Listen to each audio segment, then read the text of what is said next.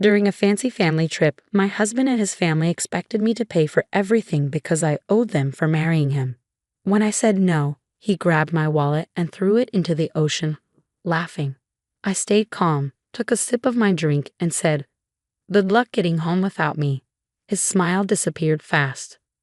I'm a 35-year-old woman who just got back from what was supposed to be a dream vacation in the Maldives. Instead, my marriage completely fell apart, and I realized I was surrounded by selfish people pretending to be fancy. Let me explain. I've been married to Ryan, 38, for 7 years. At first, he seemed perfect, funny, sweet, easy to love. We fell hard and fast, moved in quickly, got married soon after. I was in love. Ryan came from a wealthy family that owned car dealerships in Texas. They were used to a rich lifestyle. Parties, tennis coaches, looking down on anyone who wasn't like them. I came from a regular middle-class family. I worked hard, built a good career in tech, and made a decent income. But to Ryan's family, I was new money, and they made sure I knew it. His mom once told me I should be grateful Ryan chose to marry me. That should have been a red flag, but I ignored it because I loved him. Ryan never defended me, but he didn't join in either, so I let things slide. I got used to their rude comments and cold behavior. Then Ryan's family planned a trip to the Maldives.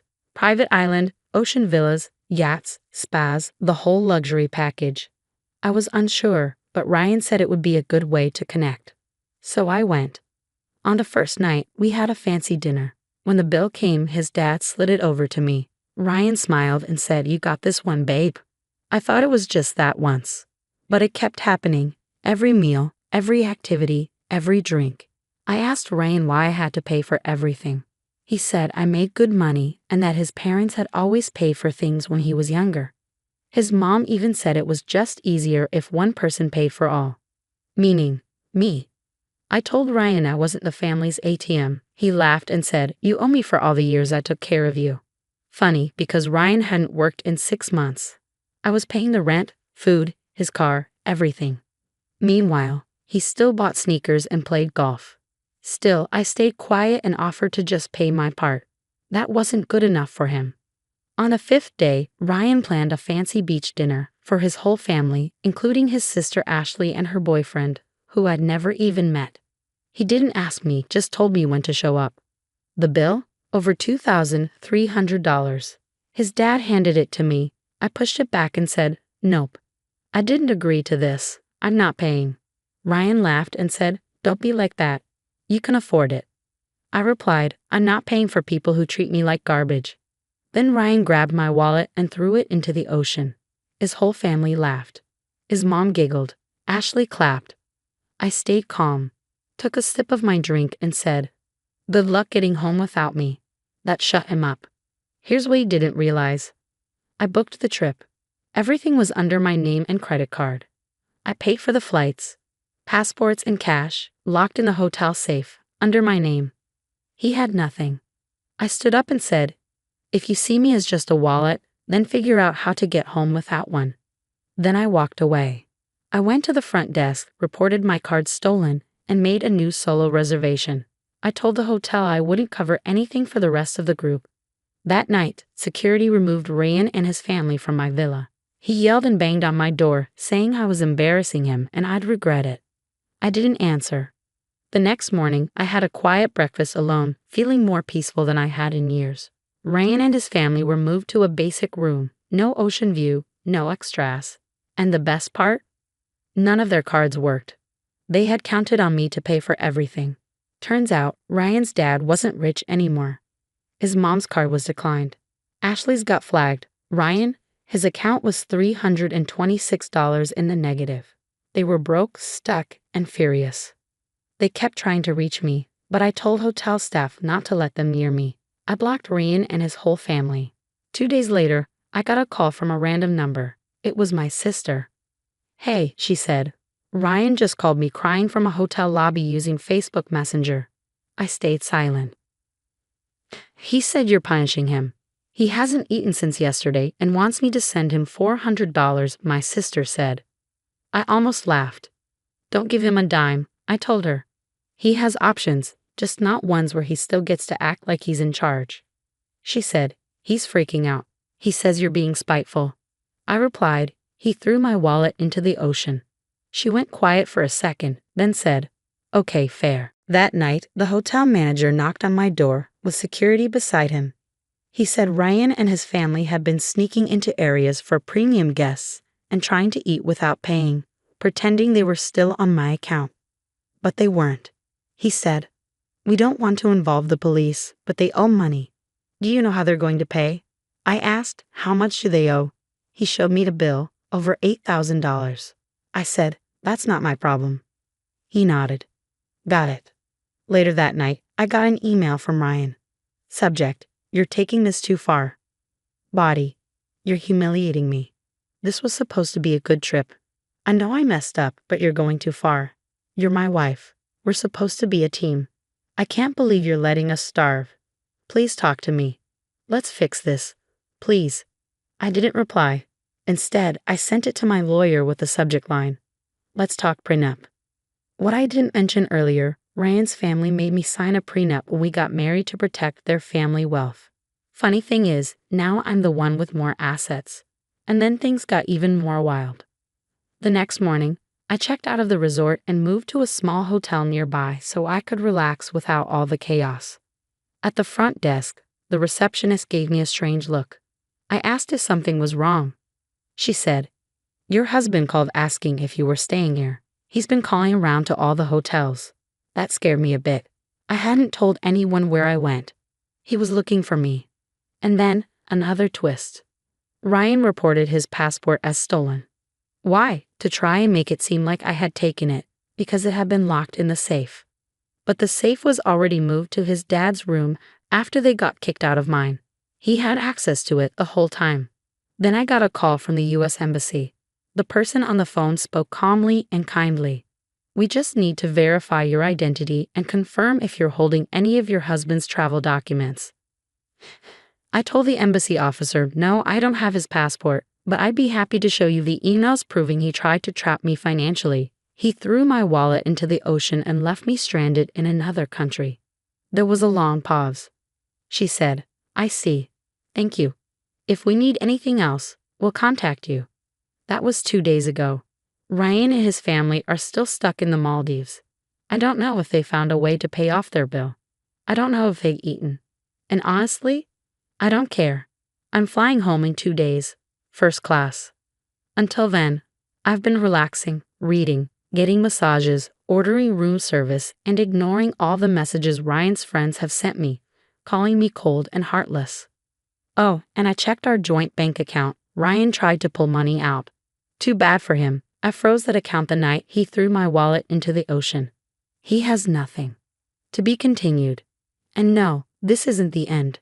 Not even close.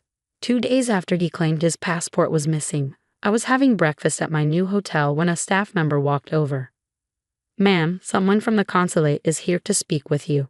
You're not in trouble. They just need to check something. No problem. I met with a calm woman named Lisa. She worked for the U.S. Embassy. She told me Ryan filed a statement saying I locked his passport in a safe and took off with the key, leaving him stuck in another country. I just blinked at her. Then I pulled out my phone and said, do you want to see screenshots or the video first? She said, video. Perfect. The hotel security camera caught Ryan throwing my wallet into the ocean, clear as day. He grabbed it, walked to the water, tossed it in, and laughed while his family clapped like it was a show. I had asked the hotel to send me the video, just in case. I also showed her screenshots of my email to the hotel staff, proving I moved all our things, including the passports, into his dad's room before things went south. The emails had timestamps. Then she asked one last question. Would you like to make an official statement about his behavior? I said yes. I'm not sure what happened after that. But about 6 hours later, I got a text from an unknown number. It was Ryan. I'm so sorry. I shouldn't have involved the embassy. This is getting out of control. Please call me. The next morning, I got an email alert. Subject line, suspicious login attempt blocked. Someone had tried to get into our joint investment account from a new device in Texas. That confused me. I'm in the Maldives. Ryan's still here too. So is his family. So who was in Texas? I called my lawyer. He ran a check using his firm's tools. Turned out Ryan gave our login details to someone back home. His cousin Darren. Why? Because Ryan thought if he couldn't get the money, maybe Darren could transfer it before I noticed. But Darren didn't know I had two-factor authentication and a bank manager watching for shady activity. So now, Darren is under investigation for attempted fraud. I gave the bank everything: names, emails, messages. Now Ryan's family back home, who once called me dramatic for not paying for their luxury vacation, are panicking. Why? Because Darren used his real name. Ashley, Ryan's sister, didn't take the news well when she found out there could be legal trouble on both sides of the world. She found a way to email me. Her message said, "I don't know why you're doing this. It's not like we hurt you. We just thought you'd help your family. You're ruining lives. This is cruel." No apology, no guilt, just playing the victim. I didn't respond. I forwarded it to my lawyer instead. We're keeping a timeline. 2 days ago, Ryan sent me another email. It was long, emotional, and full of blame. "You've embarrassed me. You made me look weak. We're supposed to be a team. Now everyone's turned against me. If you leave, I have nothing. Are you really going to end our marriage over money?" Money? This was never about money. It was about respect, something Ryan and his family never gave me. To them, I was a walking bank account, a techie sugar mama, their backup plan. And when I finally said no, they lost their minds. I didn't reply to Ryan either. But I did have my lawyer send a final message. "We're filing for divorce, and we're requesting full reimbursement for every dollar spent on this trip. Flights, rooms, food, tips, tours, even the $6.50 coconut Ashley threw at my head during a fight." Yes, that really happened. Right now, Ryan and his family are still stuck. His passport issue is under review by the embassy. The bank is pressing charges against Darren. I'm flying back to the US tomorrow. I've already filed for divorce and frozen every shared account. But wait, there's more. I just found something that could change everything. It's about Ryan's real finances, something his parents might not even know. I'm double-checking the details, but let's just say, he's not broke. He's been hiding money. And when I find all of it, I'm not just walking away. I'm taking everything.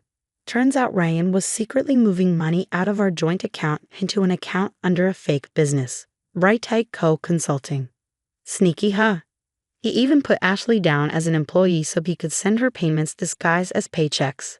I gave my lawyer every bit of proof, and in return he gave me everything I need to legally burn it all down. And the final nail. A private investigator found Ryan's name tied to a condo in Austin, paid for in full, in cash. 3 months ago, through a trust under the name Britico. That was it. That was the last straw. This wasn't just betrayal. This was a plan. He never loved me. He used me. I didn't tell him what I found. Instead, I made one final stop, back at the resort where he humiliated me in front of his whole family. I asked the hotel to arrange a dinner, saying it was for closure and to talk things out. They agreed. I told the staff the real reason, and they gave me the nicest private deck on the property, plus 2 undercover security guards nearby, just in case. That night, Ryan showed up acting smug. He looked confident. Too confident. His whole family came. Ashley let out a dramatic sigh, his mom stayed stiff and cold, and his dad acted like nothing had happened. Ryan smiled and said, "So are we fixing this like adults?" I didn't answer. I just slid a folder across the table. He opened it. Inside were bank statements, property records, screenshots of a crypto wallet, documents for the fake company Brico, and a signed letter from the payroll service showing Ashley was listed as an employee. Ryan's face went pale. His dad grabbed the papers and flipped through them. "What is this?" I looked Ryan straight in the eye. "This is everything you've been hiding from your wife. While you acted broke, you were secretly moving money and buying a condo behind my back. And during all that, you threw my wallet into the ocean and tried to steal my money."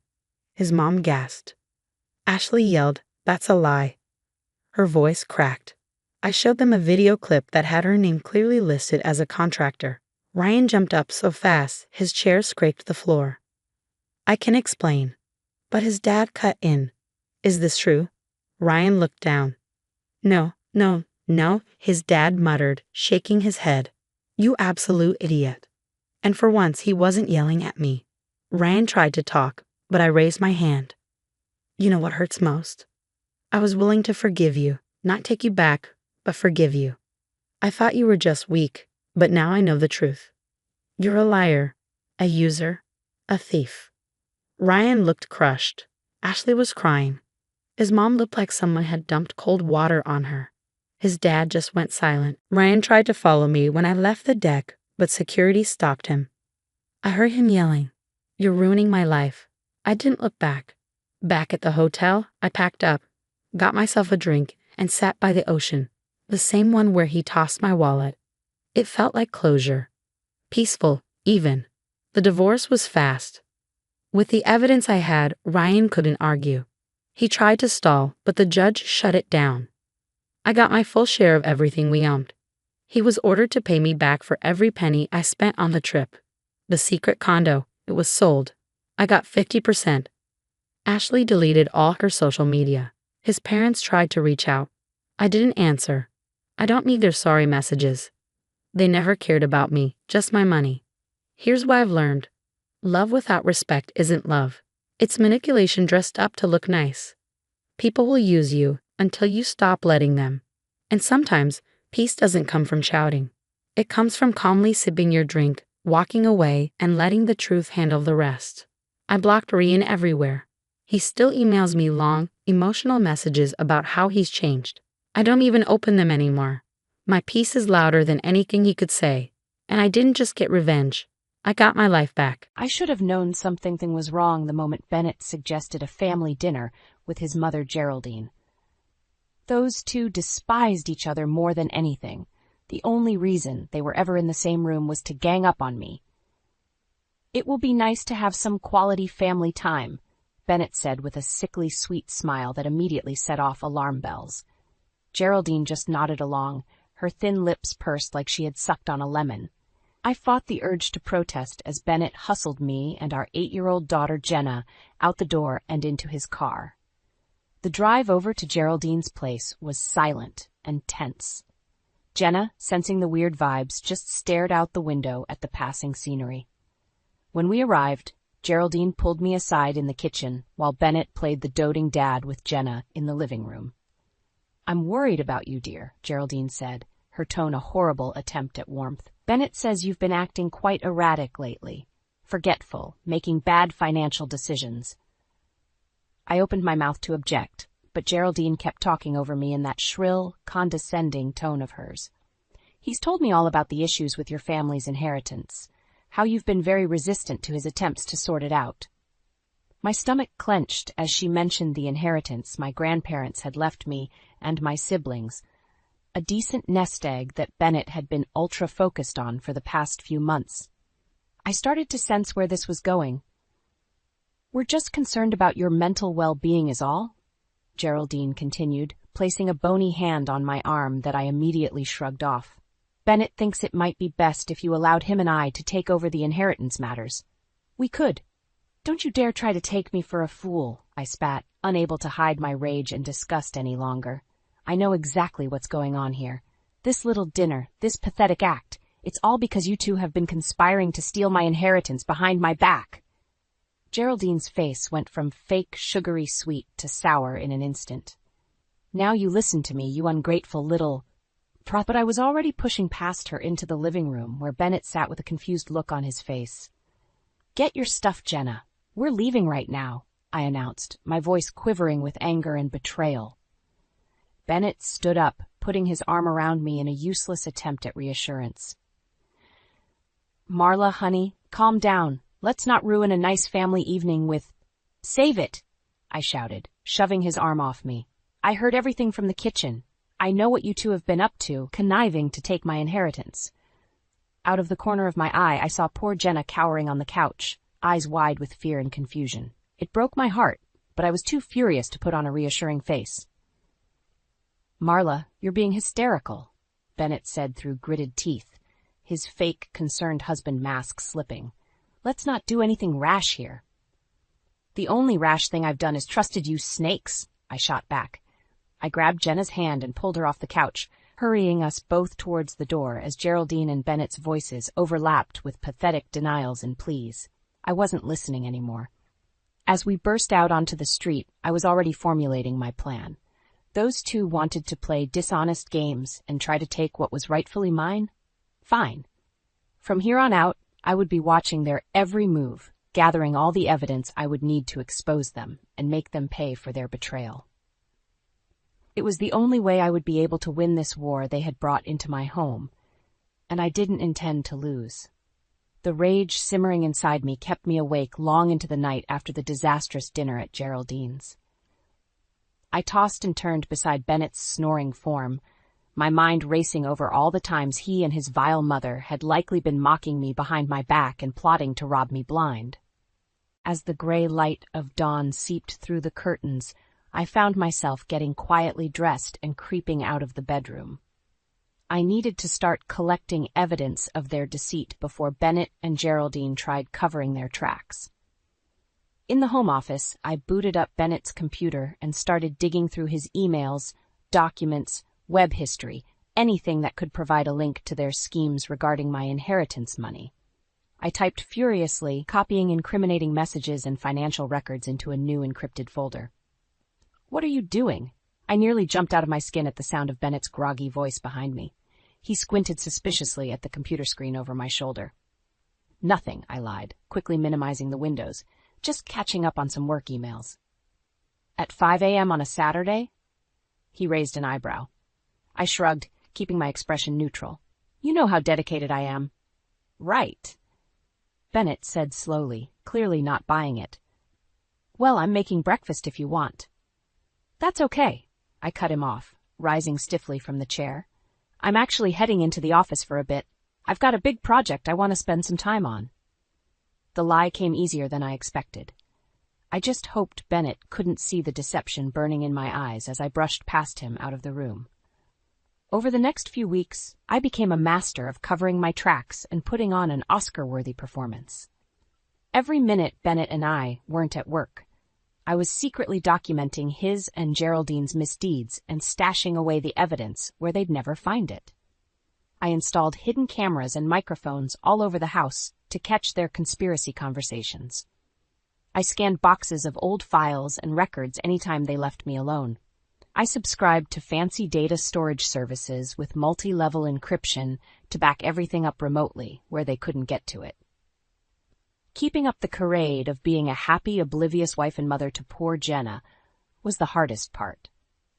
My heart broke a little more each time Bennett or Geraldine would make snide comments in front of her about me being ditzy or incompetent. I could only imagine the vile things they'd been telling her about me in private, poisoning her against her own mother. "Why doesn't Grandma like you?" Jenna asked me one evening while I helped her with her math homework. I almost lost it right there at the despair and confusion in her sweet voice. Instead, I forced a smile and hugged her tight. "Oh, sweetie, it's complicated, with grown-ups.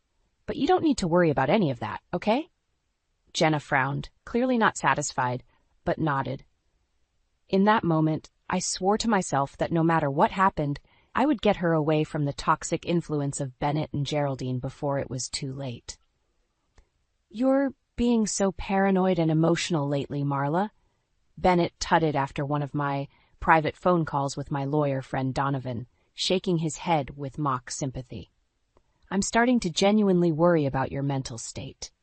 I bit back the hundreds of venomous responses I wanted to scream at him. Now wasn't the time. I needed to keep playing the role of the meek, unaware wife a little while longer. Not until I had everything I needed to bring the whole damn house down on his scheming head. As the weeks rolled on, the evidence piled up higher and higher. Records of Bennett siphoning money out of my inheritance accounts. Emails between him and Geraldine discussing plans to have me evaluated and declared incompetent. GPS data tracking their underhanded meetings, and so much more. Every day, their disgusting betrayal was clearer. I could feel the karma deepening for them with each new vile transgression I uncovered. And when I finally had what I needed, they would reap what they'd sown. That was a promise. Things took an even darker turn a few months after the horrible night at Geraldine's house. My facade of being a happily oblivious wife and mother was getting harder to maintain as Bennett and his mother ramped up the cruel mind games. "You want to be careful with your spending, dear," Bennett said over breakfast one morning, eyeing me with fake concern as I poured my coffee. "I'm afraid you haven't been managing our finances too well lately." I shot him a look but stayed silent and continued eating. "Don't take the bait," I told myself. "Don't give them the satisfaction." "In fact," he continued, an oily smirk creeping across his face, "Mother and I were just discussing maybe taking over the household accounts for a while, at least until you get your scattered brain back in order." My fork stopped midway to my mouth as I processed his words. "Excuse me?" "Well, you have been terribly forgetful and making poor decisions," Geraldine cut in, patting my hand in a sickening grandmotherly way. "We're just worried about you, that's all." I jerked my hand away from her bony grasp in revulsion. "I don't need you two idiots monitoring my every move under the guise of concern. I'm doing just fine handling things myself." Bennett clucked his tongue, shaking his head. "There's no need to get defensive, Marla. We're simply trying to help relieve your burdens while you get your head on straight." "I didn't ask for your damn help," I snapped, the anger suddenly boiling over. "And I sure as hell don't need my moronic excuse for a husband and his gremlin mother trying to take control of my life." Jenna froze in her chair at the sharpness of my tone, her eyes going wide. The wounded look on her sweet face hit me hard, but not as hard as what Bennett said next. No wonder your own parents took off and left you with strangers to raise." His lips curled in a cruel smile as I flinched. With an unstable attitude like that, who could blame them? My pulse was thundering in my ears as a wave of white-hot humiliation washed over me. I stood up so abruptly, my chair skidded back on the hardwood with a screech. "You smug, ugly son of a bitch!" "Whoa, whoa!" Geraldine screeched, jumping up and positioning herself between Bennett and me, like I was about to throw a punch. "Is this any way to behave in front of the child?" The vein in her forehead throbbed as she gestured wildly towards Jenna, who was huddled in terror by this point. I felt a pang of shame, at the same time as a towering, righteous fury towards Bennett and his evil mother. "You're going to terrify that sweet girl," Geraldine sneered, her voice dripping with condescension. "What kind of sicko traumatizes their own kid like that?" That was it. I couldn't take another second of their hateful presence. I stormed away from the table, bumping roughly against both of their shoulders as I went. I heard Geraldine squawk in outrage, but didn't pause or look back. Moments later, I was outside with the front door slammed behind me. Shaking with rage, I leaned back against the siding, breathing hard, when I heard the sounds of soft crying drifting from Jenna's open bedroom window above. My heart shattered all over again as it really hit me. Not only were Bennett and Geraldine trying to rob me blind financially, but they were poisoning my baby against me with their wicked lies and manipulation, turning her against her own loving mother. I closed my eyes, feeling the weight of true despair descend over me. What a mess I'd gotten us into by marrying into this family of scumbags. For Jenna's sake, I should have gotten us both out of there the second I discovered their schemes. But I was in too deep now, blinded by a thirst for vengeance on the monsters who betrayed us. As I replayed the crushing scene from this morning over in my mind, I vowed that from here on out, I wouldn't let Bennett and Geraldine break me down, no matter how cruelly they tried to provoke me. From here on out, I would hit back harder than ever before. It was the only way to finally, truly protect Jenna and burn those twisted sociopaths' whole pathetic world to the ground. After the disastrous breakfast blow-up, I found myself driving aimlessly around town just to get away from that toxic house and the poisonous influences of Bennett and Geraldine. My hands gripped the steering wheel so tightly that my knuckles turned white as the confrontation played over and over in my mind. I needed to talk to someone about this escalating situation before I did something rash that I might regret. Preferably someone who could give me professional legal advice on how to handle the scheming snakes trying to rob me blind. My friend Donovan's face flashed in my mind, the quick-witted law school buddy who had helped me out of a few jams back in our starving student days. Despite now working at a fancy corporate firm, he always made time for me when I really needed an ear or assistance. I hit his number on my hands-free car speaker before I could second-guess myself. Well, if it isn't my favorite accountant calling out of the blue. Donovan's jovial voice crackled over the line. What fresh hell has the world of high finance cooked up for you this time? Can you meet me for coffee? Like right now? I blurted out, realizing how frazzled I sounded. It's important. There was a brief pause. Then Donovan's tone turned serious. Everything okay, Marla? Not really, I admitted thickly, feeling tears starting to well up. My deadbeat husband and his succubus mother have been plotting to steal my inheritance and manipulate me into handing it over. Things are escalating fast. Jesus, Donovan muttered, anger creeping into his voice. Okay, give me 20 minutes to wrap up what I'm working on. I'll meet you at that cafe by my office. We can talk it all through. True to his word, Donovan was at the cafe within the half hour, trademark messy hair and lopsided grin firmly in place as he slid into the booth across from me. Lay it all out for me, Ace. What kind of shady games are Bennett and the Wicked Witch playing at? I spent the next hour recounting everything. The initial revelation about the inheritance scheme, catching their conspiratorial conversations on tape, their escalating mind games and cruel psychological torment. Donovan's easygoing expression turned more grave with each ugly detail I revealed. And you have solid evidence backing all this up? He asked seriously when I finished. Documentation, recordings, everything? I patted the secure drive I'd brought containing my meticulously gathered insurance files. Everything. I've been like a secret agent these past few months, watching their every move. Donovan shook his head in a blend of amazement and saddened disappointment. I never liked that sleazy dirt merchant Bennett, but I didn't think he'd stoop this low, and he's dragging his poor old bat of a mother into his cesspool with him. He fixed me with an intense look, all traces of joviality gone. Marla, you gotta get out of there. Get yourself and Jenna away from those toxic liars before they really ramp up the manipulation further and do some irreparable damage. I nodded somberly. I know. Believe me, I do. I've been holding out to gather enough proof to bury them in court, but... I trailed off, my voice wavering as I thought about my sweet little girl stuck in the same hell I was. Donovan reached across the able, clasping my hand firmly. We just need to make sure you have everything locked down so that when you file for divorce, he can't fight you on anything, he said, calm and reassuring. We go for full custody of Jenna and make sure you get what's yours from the inheritance, plus plenty of assets as compensation for their fraud and harassment. Despite the gravity of the situation, I felt a glimmer of hope at his words and rock-steady confidence. Maybe bringing in the legal big guns was the solution I needed. Will you take my case? I asked tentatively. I mean, I know it'll mean you're going up against your own firm since Bennett works there, but... Donovan waved me off dismissively. Screw those corporate drones. They can take whatever conflict of interest fine I get. When one of my true friends is getting screwed over by scumbags, you know I'll go to the mat for them. He gave my hand another reassuring squeeze. After everything you've been through, it's the least I can do to make sure you and Jenna finally get the justice you deserve. After my meeting with Donovan, I tried to keep a lower profile around Bennett and Geraldine while gathering the last pieces of evidence I needed. With Donovan's guidance, I was preparing to hit them with the divorce and custody filings soon. But those two clearly sensed something was up with me. They ramped up their twisted little mind games to try cracking my emotionless facade.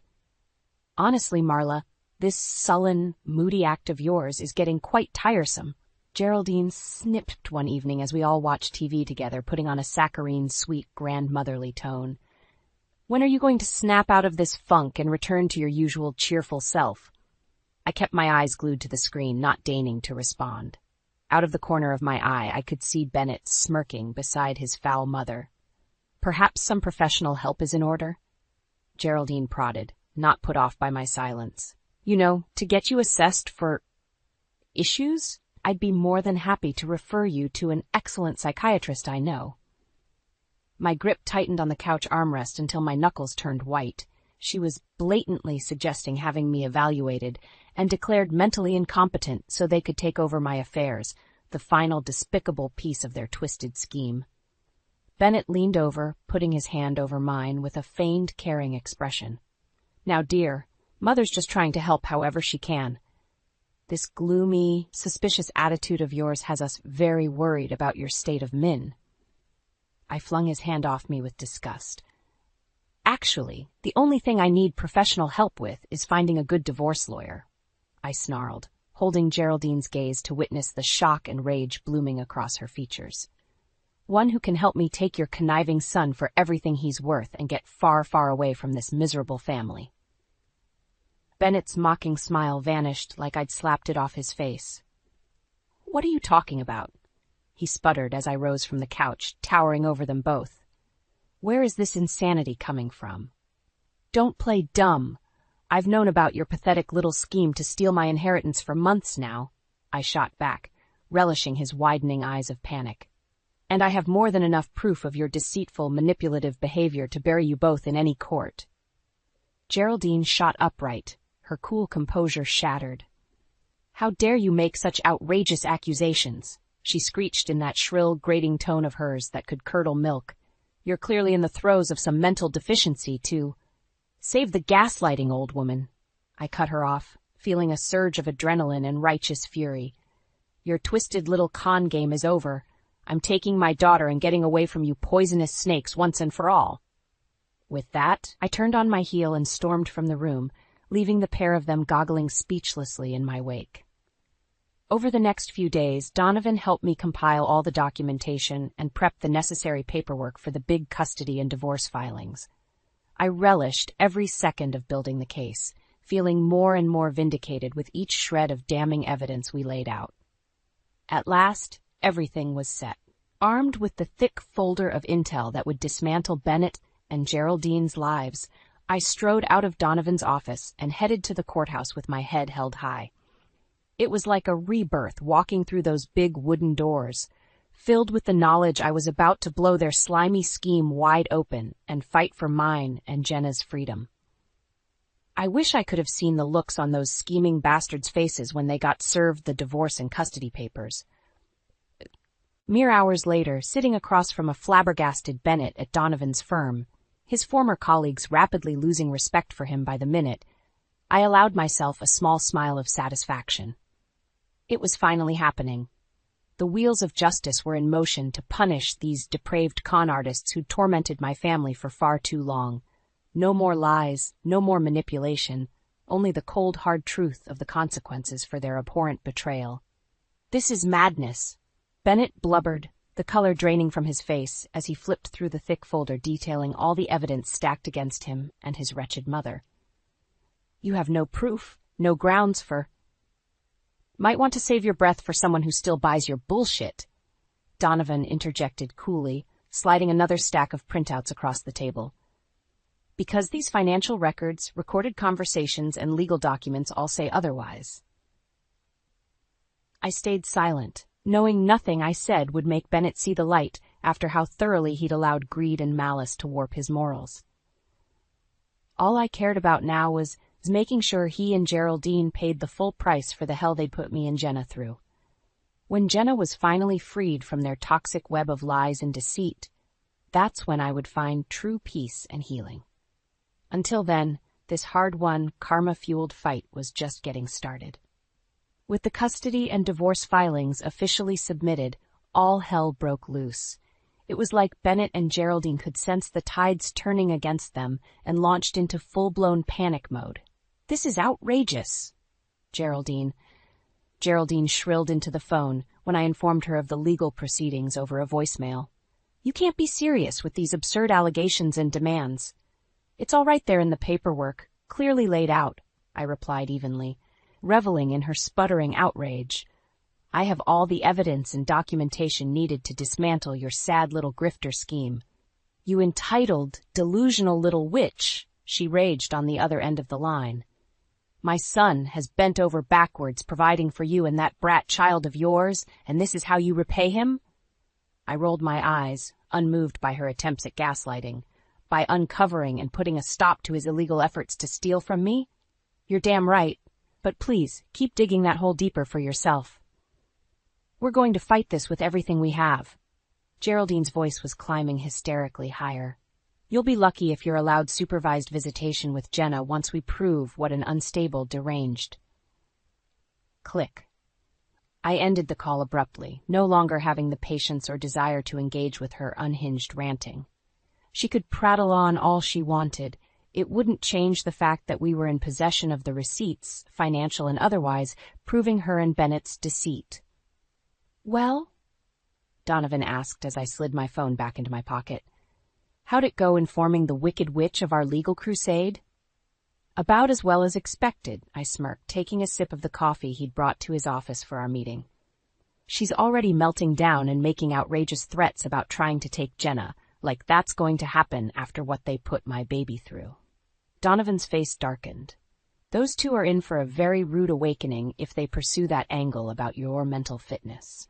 I've got a whole file's worth of third-party accounts and evidence definitively disproving any of that noise.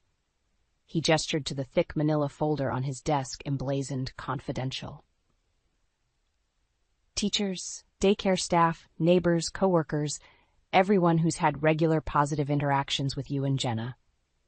If Bennett and Mom Dearest try painting you as some unfit psycho parent, it'll just blow up in their smug faces. I felt a small swell of gratitude hearing him lay it all out.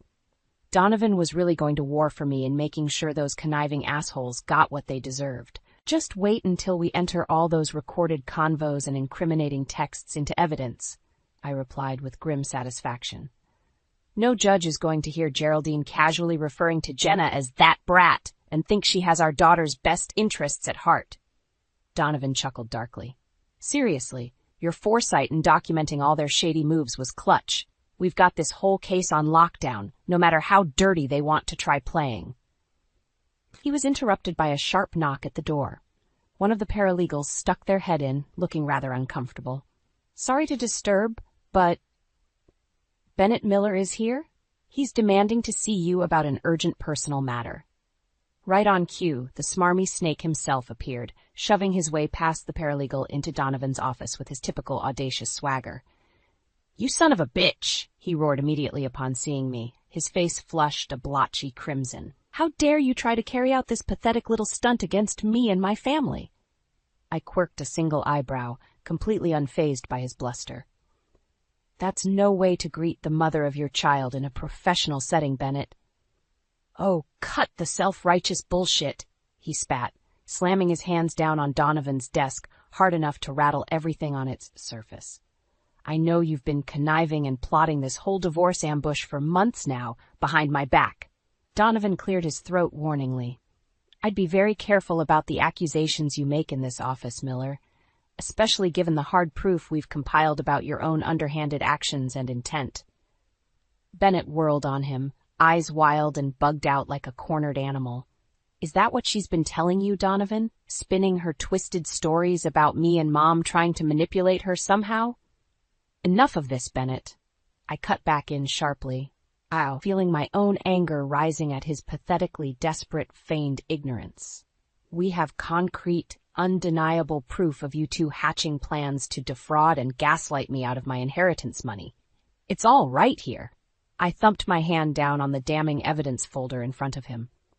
Bennett recoiled almost comically, as if it were a venomous snake about to strike. Those are barefaced lies, and you know it, he shouted, spit flying from his mouth as his face contorted with rage. You're just looking to turn everyone against me out of your own selfish greed. Selfish greed? I scoffed, almost unable to believe he was trying to turn this around on me after everything. That's rich coming from a lowlife trying to embezzle from his own wife. You make me sick. Before Donovan or I could say anything else, Bennett let out an incoherent roar of fury and suddenly seized a heavy crystal paperweight from the desk, raising it high above his head as if to bring it crashing down on mine. Whoa, whoa! Donovan bellowed, lurching in front of me with his hands raised defensively as Bennett raged with wild eyes. Put that down right now, before you do something unforgivable here. After Bennett's unhinged outburst in Donovan's office, an uneasy calm settled over the next few weeks as we awaited the initial court dates. Geraldine suddenly went radio silent, likely rethinking her previous strategy of hurling juvenile insults and threats my way. I could only imagine the panicked strategizing happening between her and her equally cornered son behind closed doors. On the other side, Donovan and I continued steadily compiling even more evidence and testimonies to mount an airtight custody case, ensuring Jenna stayed firmly in my care, far away from their toxic influences. My heart ached whenever I saw the toll their escalating mind games had taken on my sweet girl's psyche. "Why does Daddy hate you so much?" she asked me one evening as we cuddled on the couch watching cartoons, a welcome temporary refuge from the family drama. I hugged her small frame tight against me, struggling against a surge of tears. "Oh, sweetie, Daddy doesn't hate me. Not really. He's just very angry and confused about some grown-up things right now." Jenna frowned, clearly not satisfied with that explanation. "But why does he have to be so mean all the time? And why does Grandma call you those awful names when she thinks I can't hear?" My jaw clenched at that. So the truth was, Jenna had already been exposed to far more of their venom and manipulation than I'd realized. A renewed sense of determination to protect her welled up inside me. "Listen to me," I said firmly, tilting her small face up so our eyes met. "No matter what happens, no matter what anyone says, I will always, always love you more than anything. You're my whole world, Jenna. Please never doubt that." Her small brow crinkled, but she nodded solemnly. In that moment, I silently rededicated myself to ensuring those twisted, evil con artists could never again poison her mind against her own mother. No more deceptions, no more abuse. Things were about to change. A few days later, I was scheduled to bring Jenna with me for a court-ordered child interview, one of the first big preliminary hearings that would ultimately decide her custodial fate. Donovan had been fully preparing us both, advising Jenna to simply be herself and tell the truth about anything she was asked regarding her home life and family relationships. "Just remember, sweet pea, this isn't about getting anyone in trouble, okay?" he told her kindly as we waited in the courthouse anteroom. "It's just about making sure you get to live in the best, healthiest environment possible, one without people treating you badly or lying to you." Jenna nodded, her small legs kicking back and forth anxiously in the big leather chair she was dwarfed by.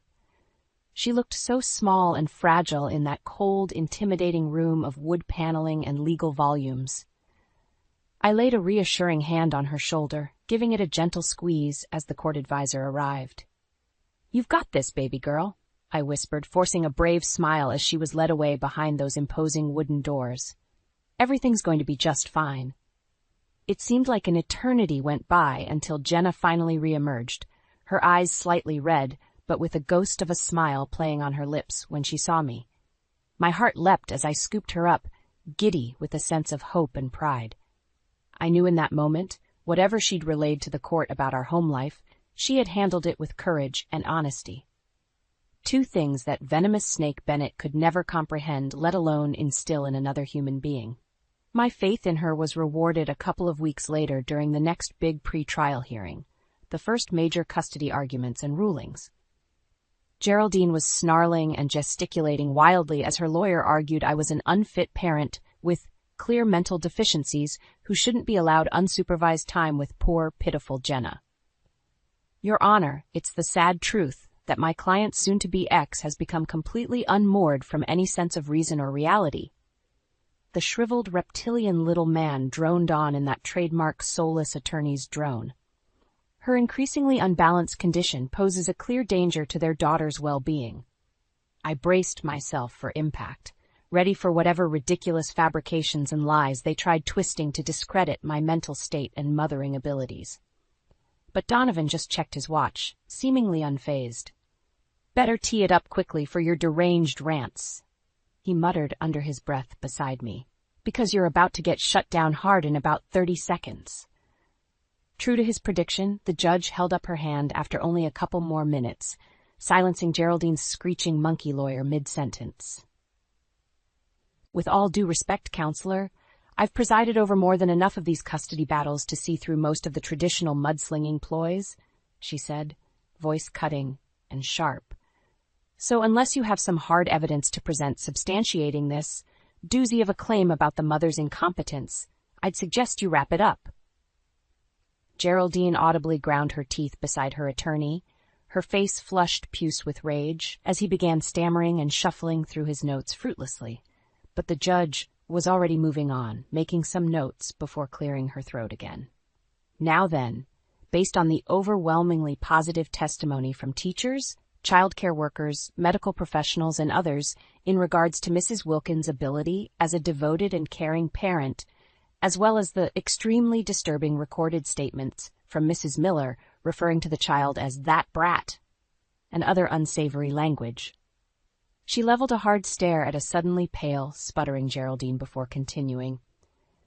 I am issuing a preliminary ruling fully maintaining Mrs. Wilkins' full custodial rights over the couple's daughter Jenna for the time being, while these divorce proceedings play out.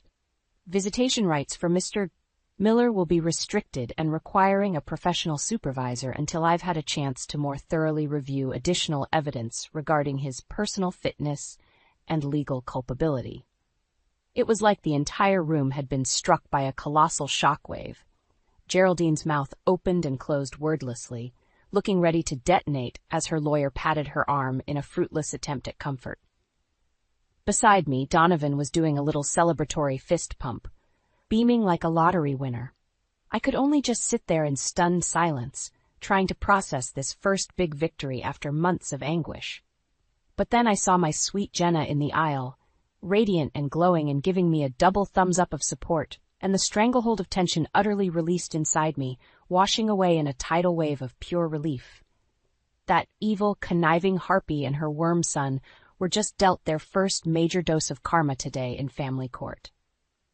And I had a sneaking suspicion there was plenty more divine justice still to come, all thanks to my brave little girl. My faith in her was rewarded a couple of weeks later during the next big pre-trial hearing, the first major custody arguments and rulings. Geraldine was snarling and gesticulating wildly as her lawyer argued I was an unfit parent with clear mental deficiencies who shouldn't be allowed unsupervised time with poor, pitiful Jenna. Your Honor, it's the sad truth that my client's soon-to-be ex has become completely unmoored from any sense of reason or reality. The shriveled, reptilian little man droned on in that trademark soulless attorney's drone. Her increasingly unbalanced condition poses a clear danger to their daughter's well-being.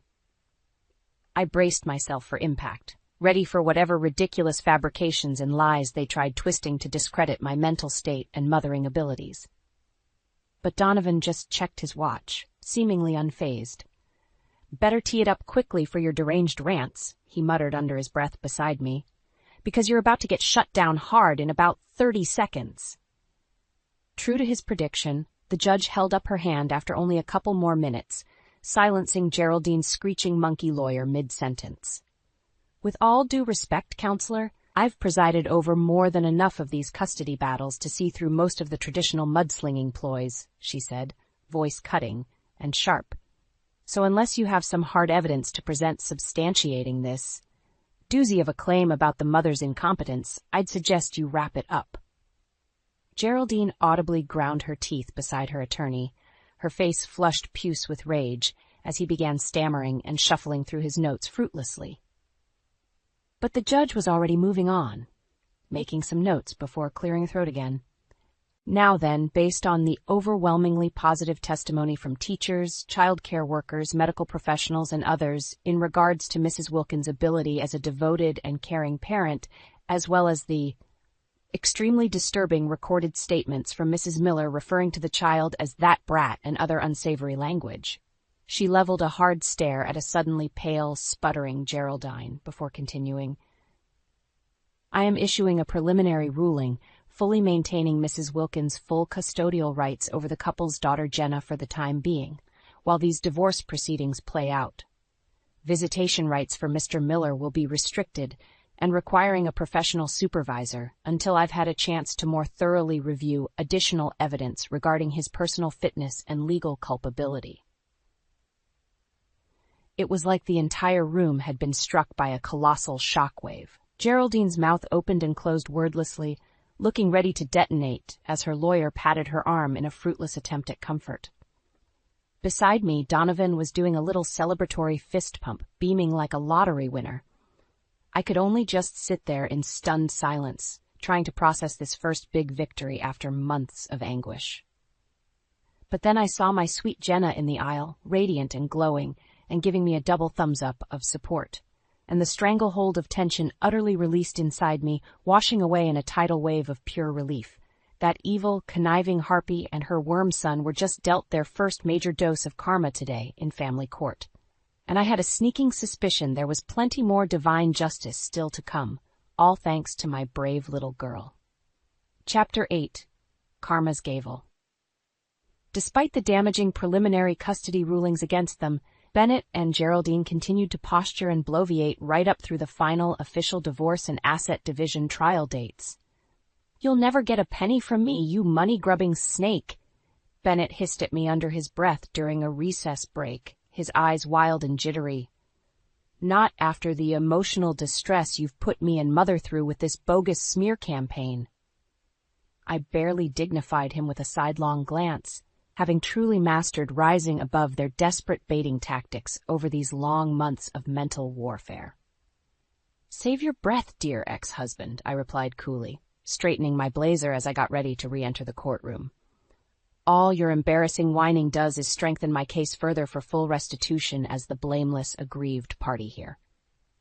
Bennett opened his mouth, no doubt to bellow some other unhinged protestation of innocence. But Donovan appeared at that moment, shooting him an ice-cold look that mercifully snapped his gaping maw shut. "You really ought to listen to your client's advice, Miller," he said with steel in his voice, "because any further outbursts on record are only going to compound the legal punishments coming your way, as if you two idiots needed any more help burying yourselves." With that, he steered me back into the courtroom with a hand on my lower back, away from Bennett's burning glare, before he could blow his lid again. The remaining days of testimony and evidence presentation were honestly a bit of a blur for me. I'd largely tuned out any dramatic out. The hollow thud of the manila envelope hitting the kitchen counter echoed through the deathly silence. My heart sank as I read the words emblazoned across it, "Divorce petition." "What is this, Mitchell?" I asked, my voice barely above a whisper. My husband of 7 years, the man I thought I knew inside and out, stared back at me with cold, empty eyes. "It's exactly what it looks like, Leona. I want out of this marriage." The words hit me like a truck, stealing my breath. We'd had our issues like any couple, but I never imagined he'd go this far. Before I could form a response, he continued, each sentence a fresh dagger to my heart. "I've met someone else, Kara. She's pregnant, with my child." Pregnant? We had been trying for years to have a baby, going through test after test, treatment after treatment, all for naught it seemed. Fury and anguish welled up inside me as I struggled to process this gut-wrenching revelation. "How could you do this to us? To Eli?" I choked out, tears streaming down my face. Mitchell's gaze flickered briefly before hardening once more. "Don't bring him into this. It's better this way. For all of us." My fists clenched at his callous disregard for the life we had built, for our 5-year-old son who adored him. 1,000 questions swirled in my mind, but one burned brighter than the rest. "How long has this been going on?" A heavy silence hung between us before he finally answered, each word dripping with disdain. "Almost a year. I didn't plan for it to happen, but things with Kara, they just clicked in a way you and I haven't for a long time." His confession was like a vice around my heart. A year? He had been lying, betraying me, our vows, our family, for a year while I remained blindingly oblivious. White-hot rage coursed through my veins as I struggled to maintain my composure. "Get out!" I hissed through gritted teeth. Mitchell opened his mouth, perhaps to offer an excuse or empty apology, but I cut him off with a look that could freeze hellfire. "Get out! I can't even look at you right now." For once, he had the sense to comply, retreating without another word. The deafening silence that followed was a small mercy as I crumpled to the floor, waves of anguish crashing over me. How could the man I loved, the father of my child, do this to us? The life I thought I knew lay in ruins around me, and I couldn't even find it in myself to cry. My heart had gone numb. As the shock slowly gave way to fury, one thought crystallized in my mind. Mitchell would pay for this. By ruining our family, he had awoken a forces he couldn't possibly comprehend. I would make sure of it. The apartment was barely bigger than a shoebox, but it was all I could afford on my architect's salary as a single mother. Moving out of the house I once called home was a logistical nightmare, made worse by Mitchell's icy indifference. "This is what you wanted, Leona," he sneered as I boxed up my meager belongings. "Don't act so wounded." I bit back the urge to hurl the nearest object at his smug face. Eli would be home from school soon. I couldn't let him see me lose control, not when his world had already been shattered. As if on cue, the front door opened and my sweet boy came bounding in, his innocent smile slowly fading as he sensed the tension. "Hey, kiddo," Mitchell said with forced cheeriness. "I was just leaving." Eli's brow furrowed in confusion as he looked between us. "Where are you going, Daddy?" The words stuck in Mitchell's throat as his gaze met mine, a fleeting crack in his steely demeanor. This was my chance. "Daddy isn't going to live with us anymore," I said carefully, crouching down to Eli's level. "He's moving out." Eli's brown eyes widened in horror as the weight of my words hit him. "No, I don't want Daddy to leave." His anguished cries pierced my heart, but I stood firm, steadying myself against the tidal wave of guilt crashing over me. "I know this is hard, baby," I said softly, shooting a pointed look at Mitchell, "but sometimes grown-ups make bad choices that hurt the people they love most." Mitchell's jaw clenched, but he remained silent, unable or unwilling to defend himself to his own son. With a final, withering glare in my direction, he turned and walked out the door, already halfway to his new life with Kara. In the weeks that followed, I immersed myself in the routines of single parenthood, working long hours at the firm, scrambling to make dinner, helping Eli with homework, reading his favorite stories at bedtime. Anything to fill the gaping void Mitchell's absence had opened in our lives. My friends and family rallied around me, offering shoulders to cry on and ears to vent my anger and pain, but their hollow reassurances did little to appease the simmering fury I felt toward my ex-husband.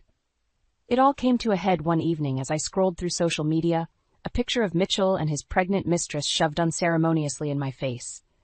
Her teasing caption made my blood boil. "Baby daddy looks good in this one, doesn't he, ladies?" The audacity of her flaunting their sordid affair was too much. Before I could stop myself, I typed out a scathing response calling her out as a cheap homewrecker, threatening legal action if she didn't remove the photo immediately. Her response was like an icy plunge into darkness. "You're one to talk about breaking the law. Your dear Mitchell has been funding my business with embezzled money for months now. One word from me and he's ruined for good. Maybe check your facts before you come for me, sweetheart." My hands shook with a potent mixture of rage, betrayal, and cold calculation. So, that's how he had been supporting his pregnant mistress' lavish lifestyle, with ill-gotten gains from illegal activities.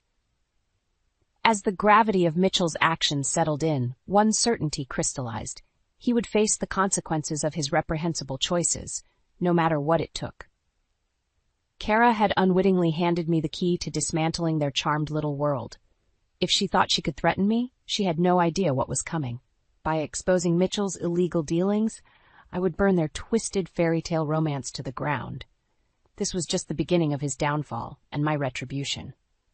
"You've got to be kidding me," Jenna said flatly as I rehashed the latest drama over coffee. "Mitchell is involved in something illegal?" I shook my head warily. That's what Kara's message implied. I don't have proof, but it would explain how he's bankrolling her cushy lifestyle and startup. Jenna's eyes narrowed. "You know you can't just confront him without evidence, right? He'll deny everything and make you out to be the crazy ex-wife." My hands tightened around the ceramic mug. She was right. As much as I hated to admit it, I needed ammunition if I wanted to take Mitchell down effectively. But where could I possibly get that? "I might know someone who can help," Jenna said slowly.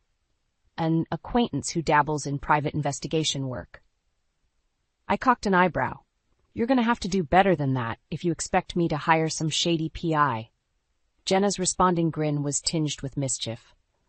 "Oh, Sam is very good at his job. Extremely discreet, too. He'll get you the dirt you need on Mitchell and Kara without batting an eye." Despite my reservations, her confidence was infectious. Having concrete proof of Mitchell's misdeeds would be invaluable, both legally and to finally unveil his true nature. Fine. I relented. Set up a meeting with this Sam guy, but if he turns out to be a charlatan, you owe me. 2 days later, I found myself sitting across from a ruggedly handsome man in a downtown cafe. Sam had an easygoing charisma about him that immediately put me at ease. "So, Leona," he began, taking a sip of his coffee. "Jenna filled me in on the broad strokes, but I'll need more details if I'm going to get this investigation rolling." I spent the next hour meticulously recounting every suspicious behavior, every seed of doubt that Mitchell had planted over the past year of his infidelity. Sam listened intently, scribbling notes without interrupting. "Based on what you've told me, it definitely sounds like this Kara woman has some shady business dealings happening," he said once I'd finished. "Your husband is likely financing her illegally. Whether he's knowingly complicit or just being played remains to be seen." My cheeks flushed at his matter-of-fact acknowledgement of Mitchell's stupidity. Sam gave me a conspiratorial wink, sensing my embarrassment. "Don't worry, we're going to get to the bottom of this and make sure the truth comes to light. Mitchell won't be able to hide from his actions any longer." An excited glimmer entered Sam's eyes, one I immediately recognized, the thrill of the hunt. He launched into the specifics of his investigation strategy, assuring me he had reliable contacts and methods that would yield results quickly. "I'll need total transparency from you," he said firmly. "Any text messages, emails, phone records, everything you have that could be relevant evidence. We can't afford any blind spots." I nodded solemnly. "Of course, I'll give you whatever you need." A slight smirk played across Sam's lips. "Excellent. Then let's make your lying, cheating ex-husband regret the day he ever crossed you, Leona." Those words ignited a simmering flame within me.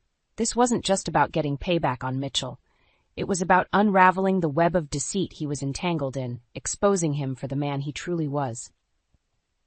As Sam outlined the initial steps of his plan, I felt the first stirrings of anticipation.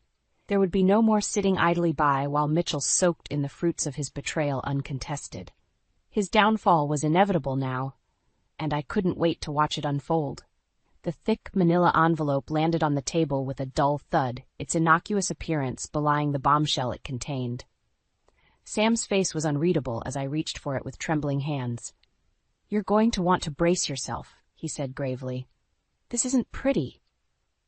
My heart pounded as I flipped open the file, greeted by a meticulously compiled dossier detailing every illicit activity Kara had been involved in. Financial records, email exchanges, phone transcripts, all of it implicating her as the mastermind behind a major embezzlement and fraud scheme. "Oh my God," I muttered, feeling lightheaded as the sheer scope of her crimes came into focus. This wasn't just some small-time grift. Kara had been systematically siphoning millions from investors and partners for years to fund her startup company. More damning still were the records showing large sums being funneled directly to Mitchell's personal accounts over the past 12 months. He may have been oblivious to the source initially, but these transactions made it clear he was complicit, whether willfully or through sheer arrogant ignorance.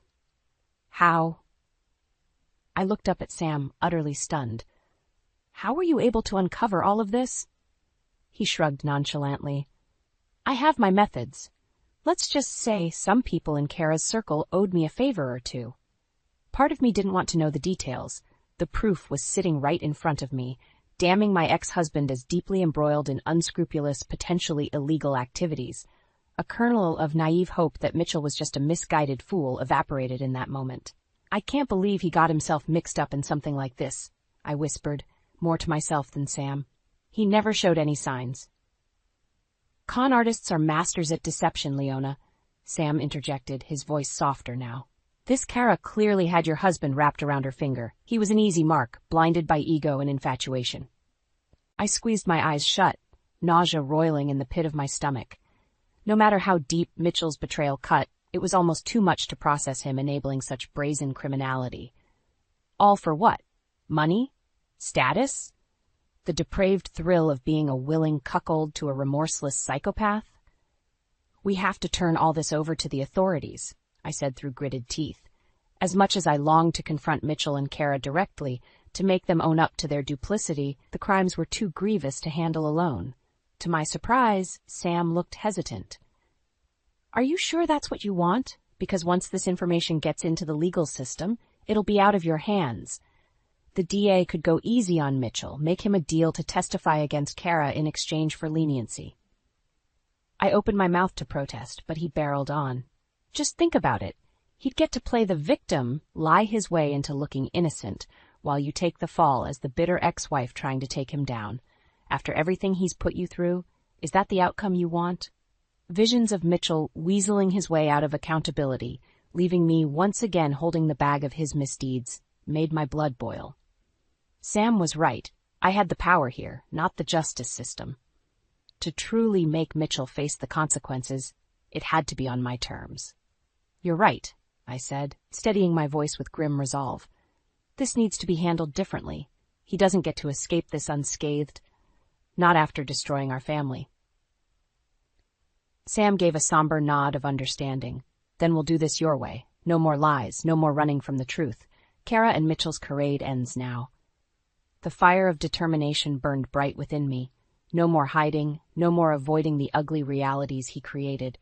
Mitchell was finally going to reap what he'd sown, and there would be no escaping the damage this time. He made his bed with Kara. Now they could lie in it together.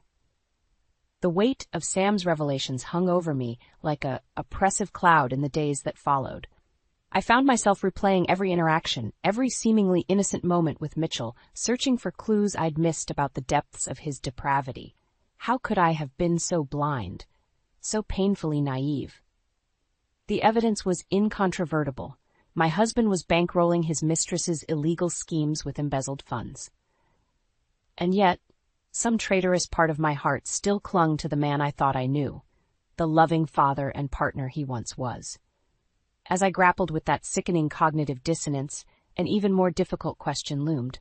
What did I do with this information? Sam's words echoed in my mind about taking matters into my own hands, not giving Mitchell a chance to play the victim. But could I really destroy him so utterly? Yes, he betrayed our family, our vows, in the cruelest possible way. But did that give me the right to obliterate any chance he had at a relationship with Eli? My son's crestfallen face as Mitchell walked out our door flashed before me. As much as I loathed admitting it, Mitchell was still Eli's father. If I went scorched earth and turned over the evidence to the authorities, any hopes of co-parenting would be shattered. Mitchell could lose everything, his career, his reputation, possibly even his freedom, depending on how deep this rabbit hole went. And Eli would be caught in the crossfire, forced to grapple with his dad's unforgivable choices at an age when no child should have to carry that burden. The cruelest part was how easy the alternative seemed in that moment. Take the high road. Confront Mitchell directly, force his hand to come clean, and walk away from Kara's schemes before it was too late. Preserve whatever tattered shreds of his character remained, for Eli's sake, if nothing else. I could already envision the hollow regret in his eyes, the feeble apologies and promises to change. A chance to extract some small moral victory, to paint myself as the long-suffering wife who did the right thing. The notion made me feel dirty in a way I couldn't fully articulate. Did I really want to let him off that easily after everything? To potentially allow him to slink back into semi-respectability while his transgressions faded into rumor? No. I deserved better than that. Eli deserved a father whose commitment went beyond empty platitudes when the consequences came calling. Maybe this was Mitchell's chance to finally be that man I tried to rationalize. But in my heart, I knew the truth. He had made his choices, over and over, putting his own selfish wants ahead of his family at every turn. Worse, he had gleefully partnered with a remorseless criminal to do it, heedless of any moral boundaries. As the hours and days bled together, I found myself no closer to any answers, careening between white-hot fury and soul-weary resignation. The proof of Mitchell's undoing was clutched in my hands. But did I have the strength to be the one to unravel it? The door flew open with a bang, Mitchell storming into the apartment with wild eyes. For a fleeting second, I felt a pang of the old fear. What fresh hell was this? But I didn't flinch as he opened his mouth, a stream of spittle-laced vitriol spewing forth. You just couldn't leave well enough alone, could you, Leona? You had to stick your nose where it didn't belong. Despite his bravado, there was a thin veneer of desperation behind Mitchell's anger. He knew somehow that the gig was up. Is this about Kara? I asked evenly, holding his malicious glare without flinching. Because if it is, I have to say, your taste in partners leaves something to be desired. His nostrils flared, and for an instant I thought he might strike me. But the fight went out of him as quickly as it came, shoulders sagging in wary resignation. You know, then, about her. Businesses. I know you've been funding them illegally. Yes. I fixed him with a pointed stare. Did you really think you could get away with it forever, that there wouldn't be consequences when the truth came out? Some of the old Mitchell flickered in his eyes then, the shadow of a man I once knew. I never wanted any of this, Lee. It just snowballed, you know? One mistake compounded into another until I was in so deep. Don't. I held up a hand, equal parts disgusted and unsurprised by his attempt to play the victim. Don't insult me by pretending this was all some hapless accident. You made your choices, fully aware of what you were doing. His jaw clenched, but he remained silent. Good, at least he hadn't completely abandoned shame. Kara's been leading you on for her own gain this whole time, I pressed on, unable to resist the opportunity to twist the knife. She played you like a fiddle, convincing you to fund her criminal enterprises like some love-struck teenager. That's not how it was. Mitchell's words were laced with desperation. I knew things weren't right with her business from the start, but I loved her, damn it. I sacrificed everything for her. I laughed, a hollow bark that stopped him in his tracks. And that's supposed to excuse what, exactly? Being a willing accessory to corporate fraud and embezzlement in the name of love? The air quotes dripped with disdain. Mitchell flinched as if I'd struck him, the reality of his sordid predicament finally sinking in. Does she even really love you, Mitchell? I asked, somehow gentler now. Despite everything, some small flicker of pity for his gullibility remained. Or did she simply use you as a means to an end, draining you of cash and credibility until there was nothing left to give? He opened his mouth, a retort on his lips, but whatever he saw in my gaze gave him pause.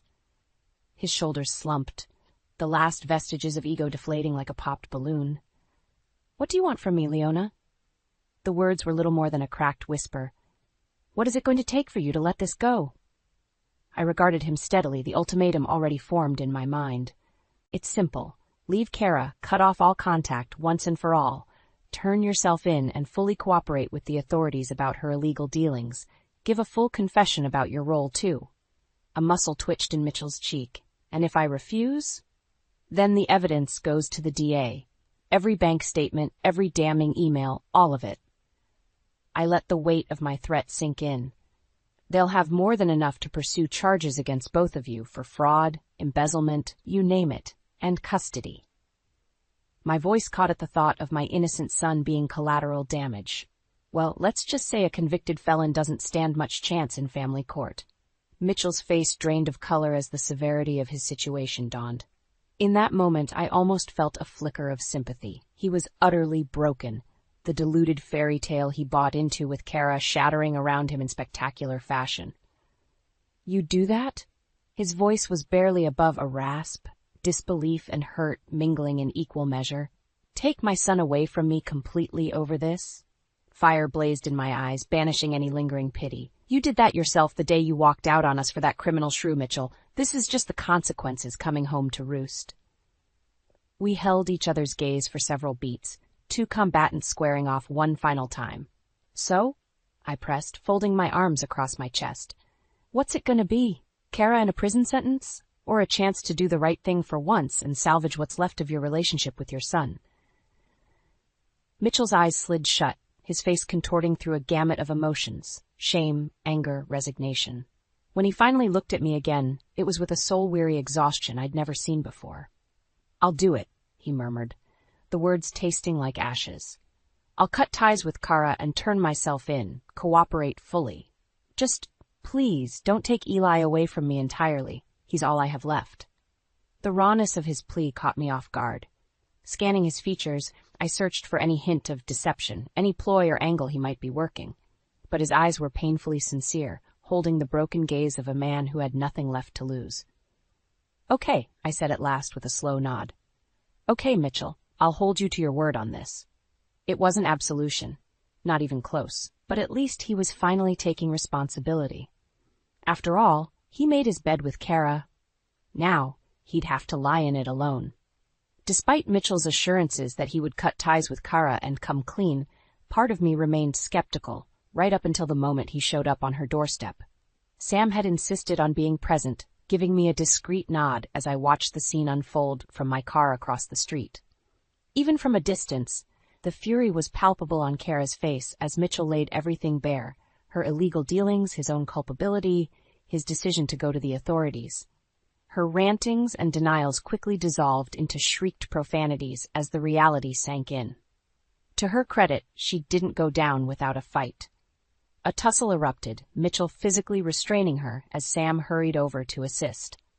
By the time the police arrived, Kara was in handcuffs, spitting venom at every person in sight. "This is on you, Leona," she screeched, struggling against her restraints. "You did this! You're gonna pay for ruining everything." I watched impassively as the officers wrestled her into the back of the squad car. What did I care for her idle threats? She was the architect of her own unraveling, simple as that. With her off the streets and the evidence securely in the DA's hands, all that remained was for Mitchell to turn himself in. He did so without fanfare a week later, released on bail pending his formal arraignment. His legal jeopardy paled in comparison to the court of public opinion, however. It didn't take long for the sordid details to leak, a charlatan's word-of-mouth hailstorm of rumors that left his reputation in tatters. Former friends and business associates scrambled to distance themselves from the mess, terrified of being dragged down by the association.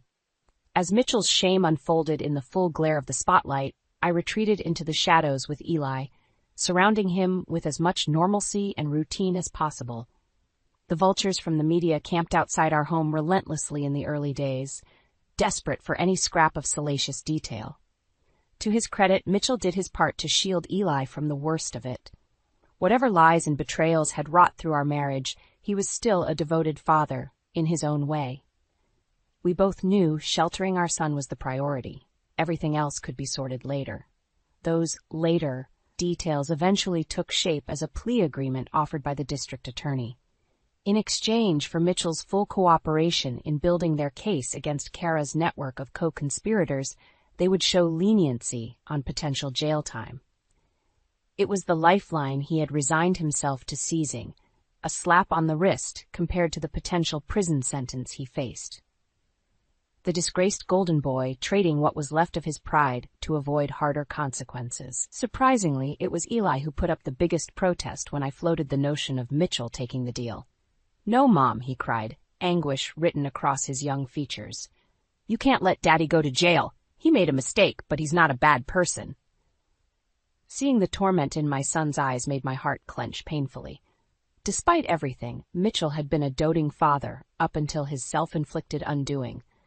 Did Eli really deserve to have that ripped away forever? The decision weighed heavily on me, far more than the legal victory or any sense of retribution. I had set out to make Mitchell answer for his sins, not martyr our son in the process. In the end, I agreed to support the plea deal, if only to preserve that small lifeline for Eli. Mitchell avoided jail time but received a criminal contempt charge, 2 years of probation, and tens of thousands in fines and restitution. It was a slap on the wrist compared to Kara, who refused to cop a plea and earned herself a multi-year sentence after her conviction.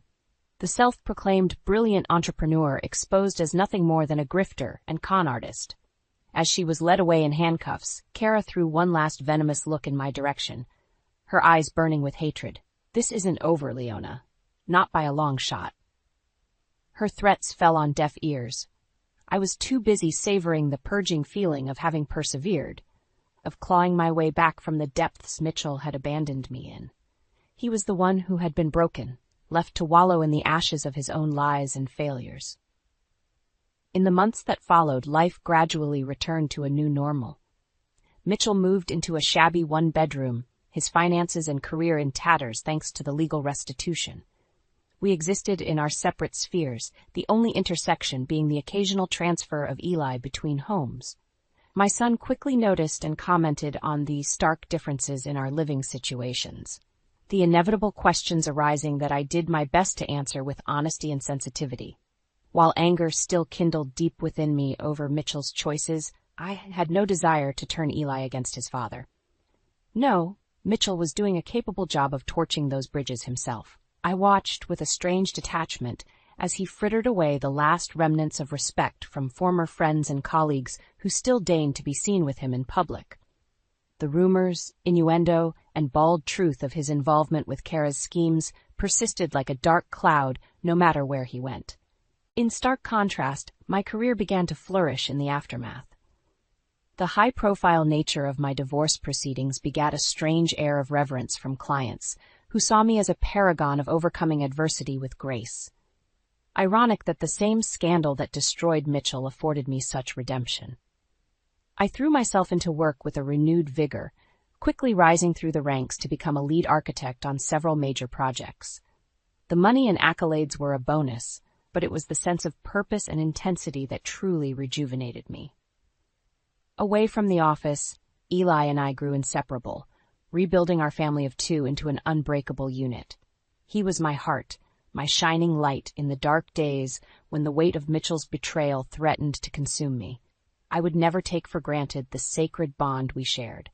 So when Mitchell inevitably called requesting to renegotiate the custody agreement, citing his renewed stability as justification, my answer was unequivocal. "You forfeited any say in Eli's life the day you threw it all away, Mitchell," I said in measured tones. "You made your choices knowing full well the consequences. Don't insult me by playing the victim now." "Leona, please." His pleas took on a desperate edge. "You have to let me be a part of his childhood. He's all I have left." "No, he's not. There's nothing stopping you from rebuilding your life, earning back some dignity and self-respect other than your own stubbornness." I paused, fixing him with a look that brooked no argument. "You don't get to cry about your son being taken from you when you were the one who abandoned him first." End of discussion. Hanging up the phone, I felt a strange sense of finality wash over me. The anger was gone, bled dry after months of perseverance and hard-won successes. What remained was peace, acceptance of the truth that this was my life now, my path forward. I was finally free of Mitchell's toxicity and the pain of his betrayal, free to focus solely on providing the loving, stable home that Eli deserved, and in doing so crafting a new identity, a new self, from the ashes of my former life. Striding into the living room, I scooped up Eli in a fierce hug, planting a kiss on his cheek as he squirmed with laughter. "Mom, what's got into you?" I only hugged him tighter, warmth blooming in my chest. "Nothing, baby. I'm just really glad to be here with you. That's all." After the storm, there was finally calm, and as I held my son close, I knew this was everything I ever wanted or needed. I want a divorce. The words hit me like a truck, stealing my breath away. I stared at Theo in disbelief, searching his face for any hint that he was joking. But his cold eyes betrayed no humor. "Well, what are you talking about?" I managed to choke out. "Why would you say something like that?" Theo leaned back in his chair, lips curling into a cruel smirk. "There's no easy way to put this, Marla. I've met someone else, someone younger, more." His gaze raked over me with disdain. Vibrant. My hands shook as I gripped the edge of the table. After 25 years of marriage, of supporting him through thick and thin, this was how he repaid me? "Who is she?" I demanded, my voice trembling with rage and hurt. "How long has this been going on? Does it really matter?" Theo shrugged, utterly unbothered by my anguish. "What matters is that I'm done with this sham of a marriage. I'm leaving you, Marla." "Leaving me?" The words cut deep, fueling a simmering anger within me. "Just like that? After everything I've sacrificed for you, for this family?" Theo scoffed. "Don't act so wounded. We both know you've gotten just as much out of this arrangement as I have. The lavish lifestyle, the social status, it's all thanks to me and my success." I recoiled as if he'd slapped me. How dare he belittle the countless evenings I put aside my own needs to facilitate his career? The dinner parties, the social obligations, all while quietly suffering from our inability to have children of our own. "You selfish prick," I spat. "I gave you everything, and this is how you treat me?" "Keep your voice down," Theo hissed, glancing around the empty dining room, always so concerned with appearances, even in his betrayal. "Don't you dare tell me what to do." My voice rose, raw with decades of pent-up resentment. "I'm not some obedient little wife you can discard when I no longer amuse you. I won't let you do this to me, Theo. Do you hear me? I won't let you destroy everything we've built without a fight." A cruel laugh escaped his lips. "And what exactly do you think you can do, Marla? I'm the one who made us, and I can just as easily break us apart if I want to."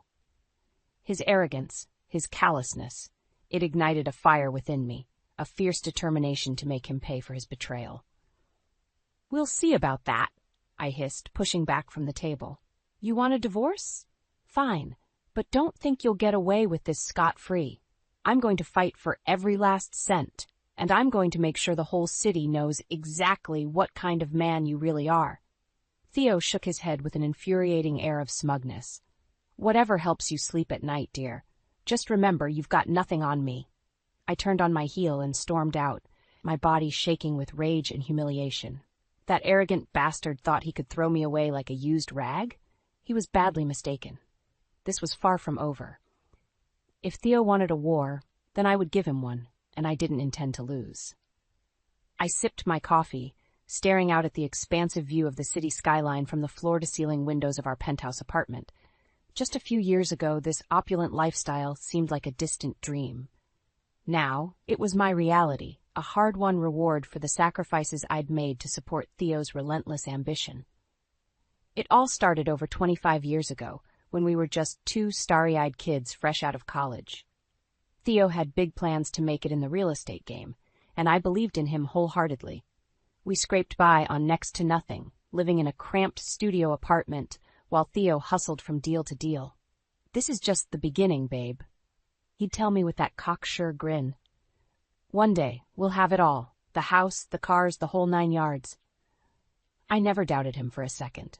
When the rejections and setbacks came, I was there to bolster his determination, to be the rock he needed to keep chasing his dreams. Of course, I had dreams of my own once, visions of starting a family, raising children in a loving home.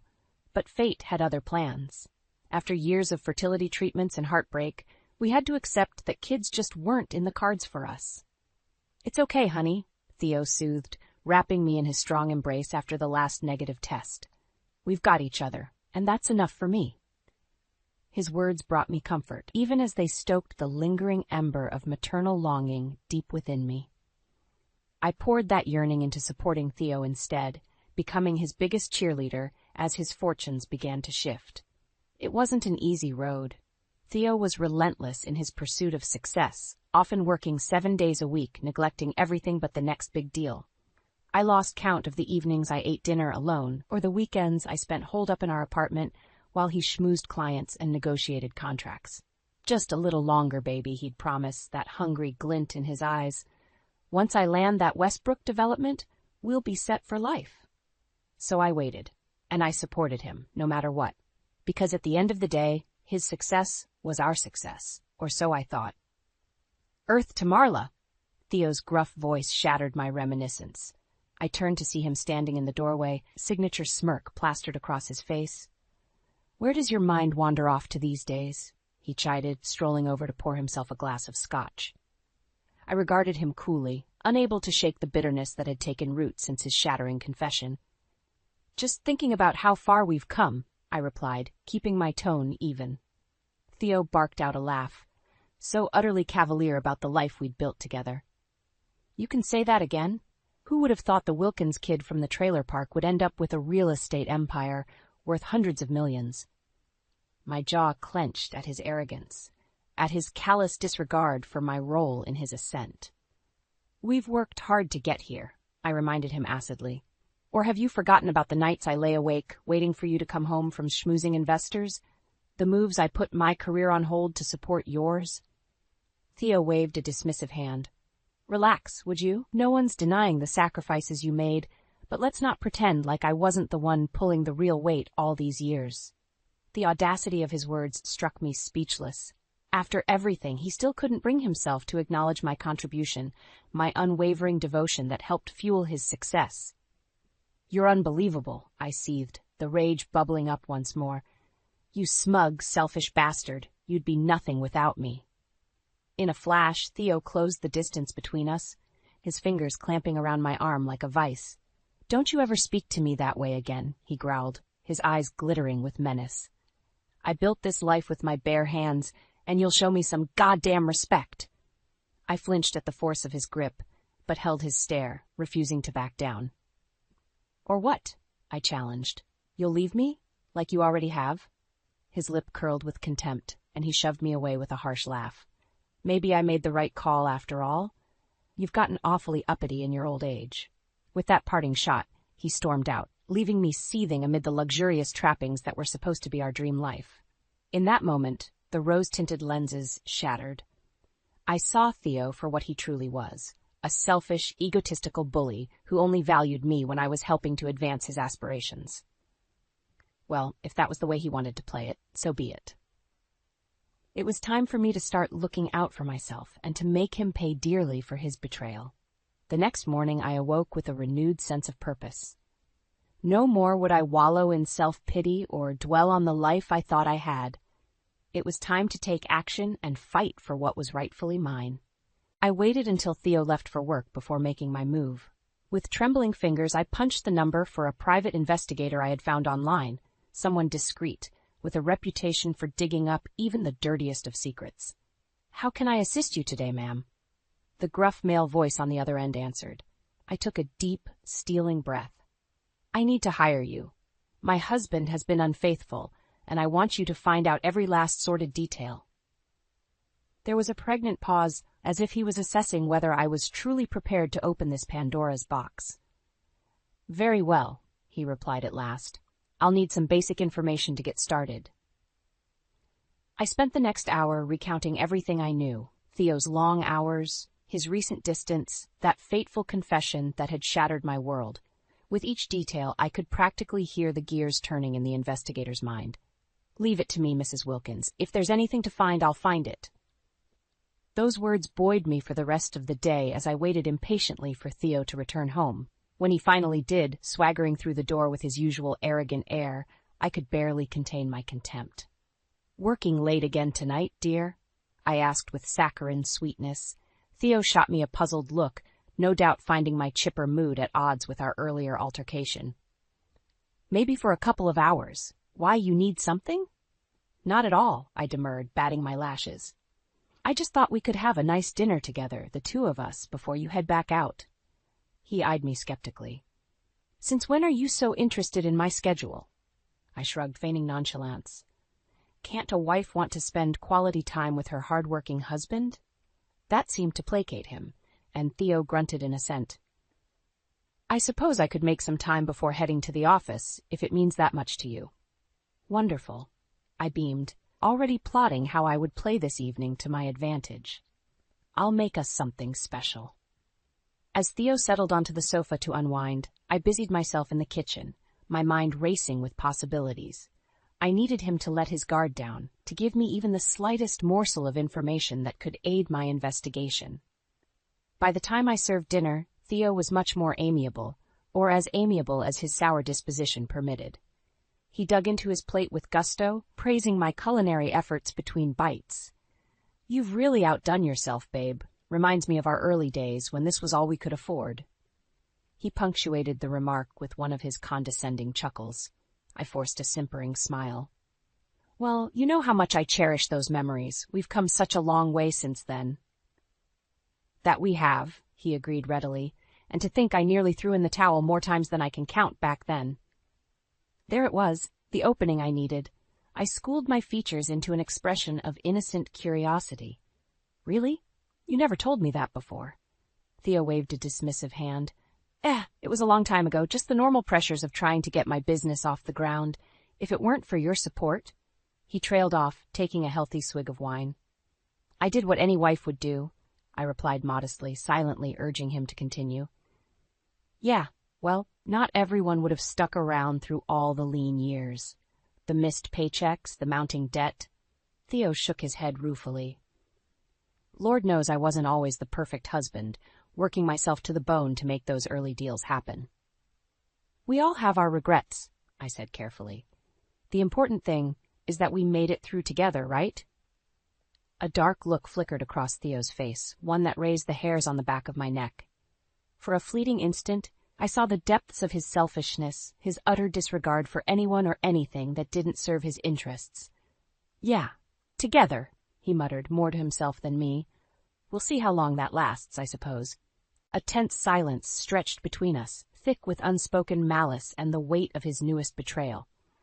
Finally, Theo pushed back from the table with a grunt. I should get going. Still got work to do if I want to hold on to this lifestyle. Of course, dear, I replied automatically.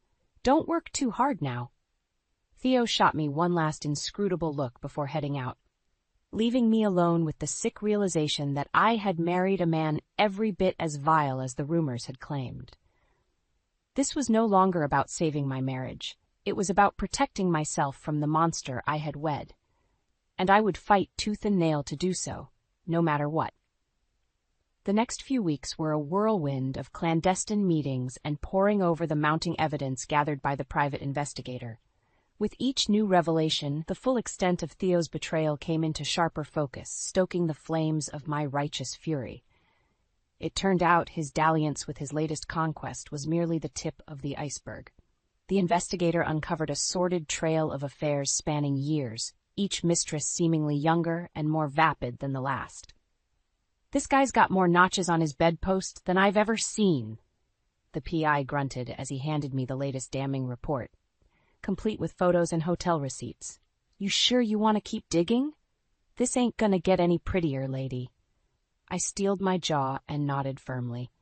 I need to know everything, every last detail, every shred of proof that he's the lying, cheating snake I always feared he was. The man shrugged, seemingly unbothered by my morbid fascination. Your dime. Just don't say I didn't warn you when it all hits the fan. True to his word, the discoveries became more gut-wrenching with each passing day. Bank statements revealed secret accounts socked away, no doubt for funding Theo's more unsavory proclivities. Call logs and emails painted a lurid picture of just how depraved and far-reaching his philandering had become over the years. Yet, as appalled as I was, some masochistic part of me couldn't look away.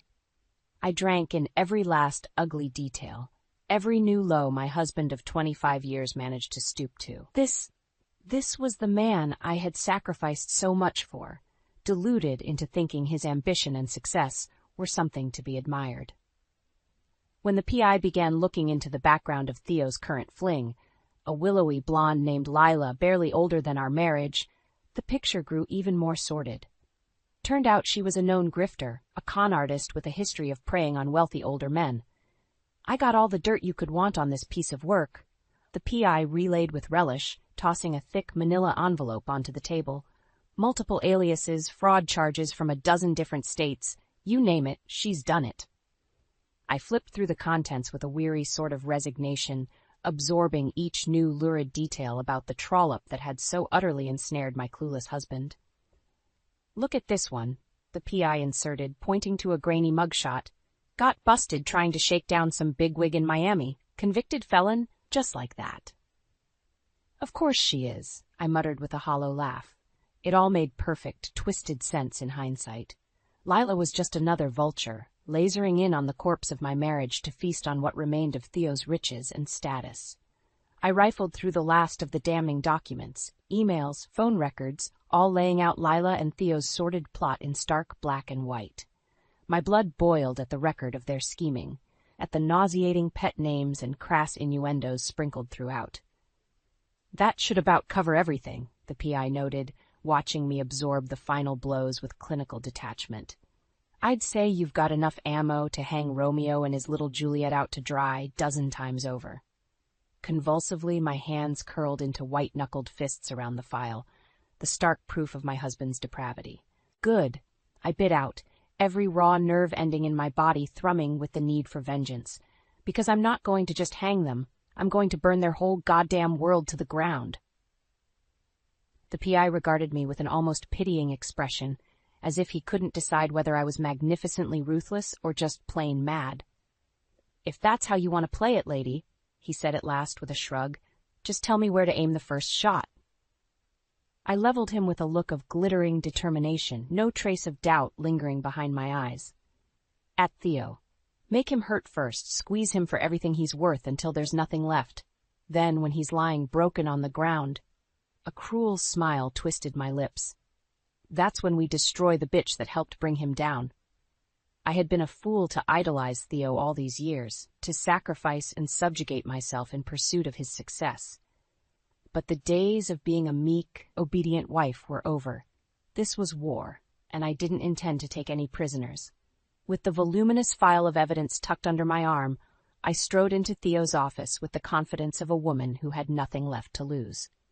His secretary opened her mouth to protest, but I brushed past her with a look that dared her to try and stop me. The door to Theo's private sanctuary flew open with a bang, and I saw him jolt upright behind his imposing mahogany desk, his brows knit together in a scowl of displeasure at the intrusion. "Marla, what is the meaning of this?" he barked, that blustering arrogance already rearing its ugly head. "I'm in the middle of—" "Save it," I cut him off sharply, tossing the damning file onto his desk with a resonant thump. "I know everything, Theo. Every last dirty, depraved detail."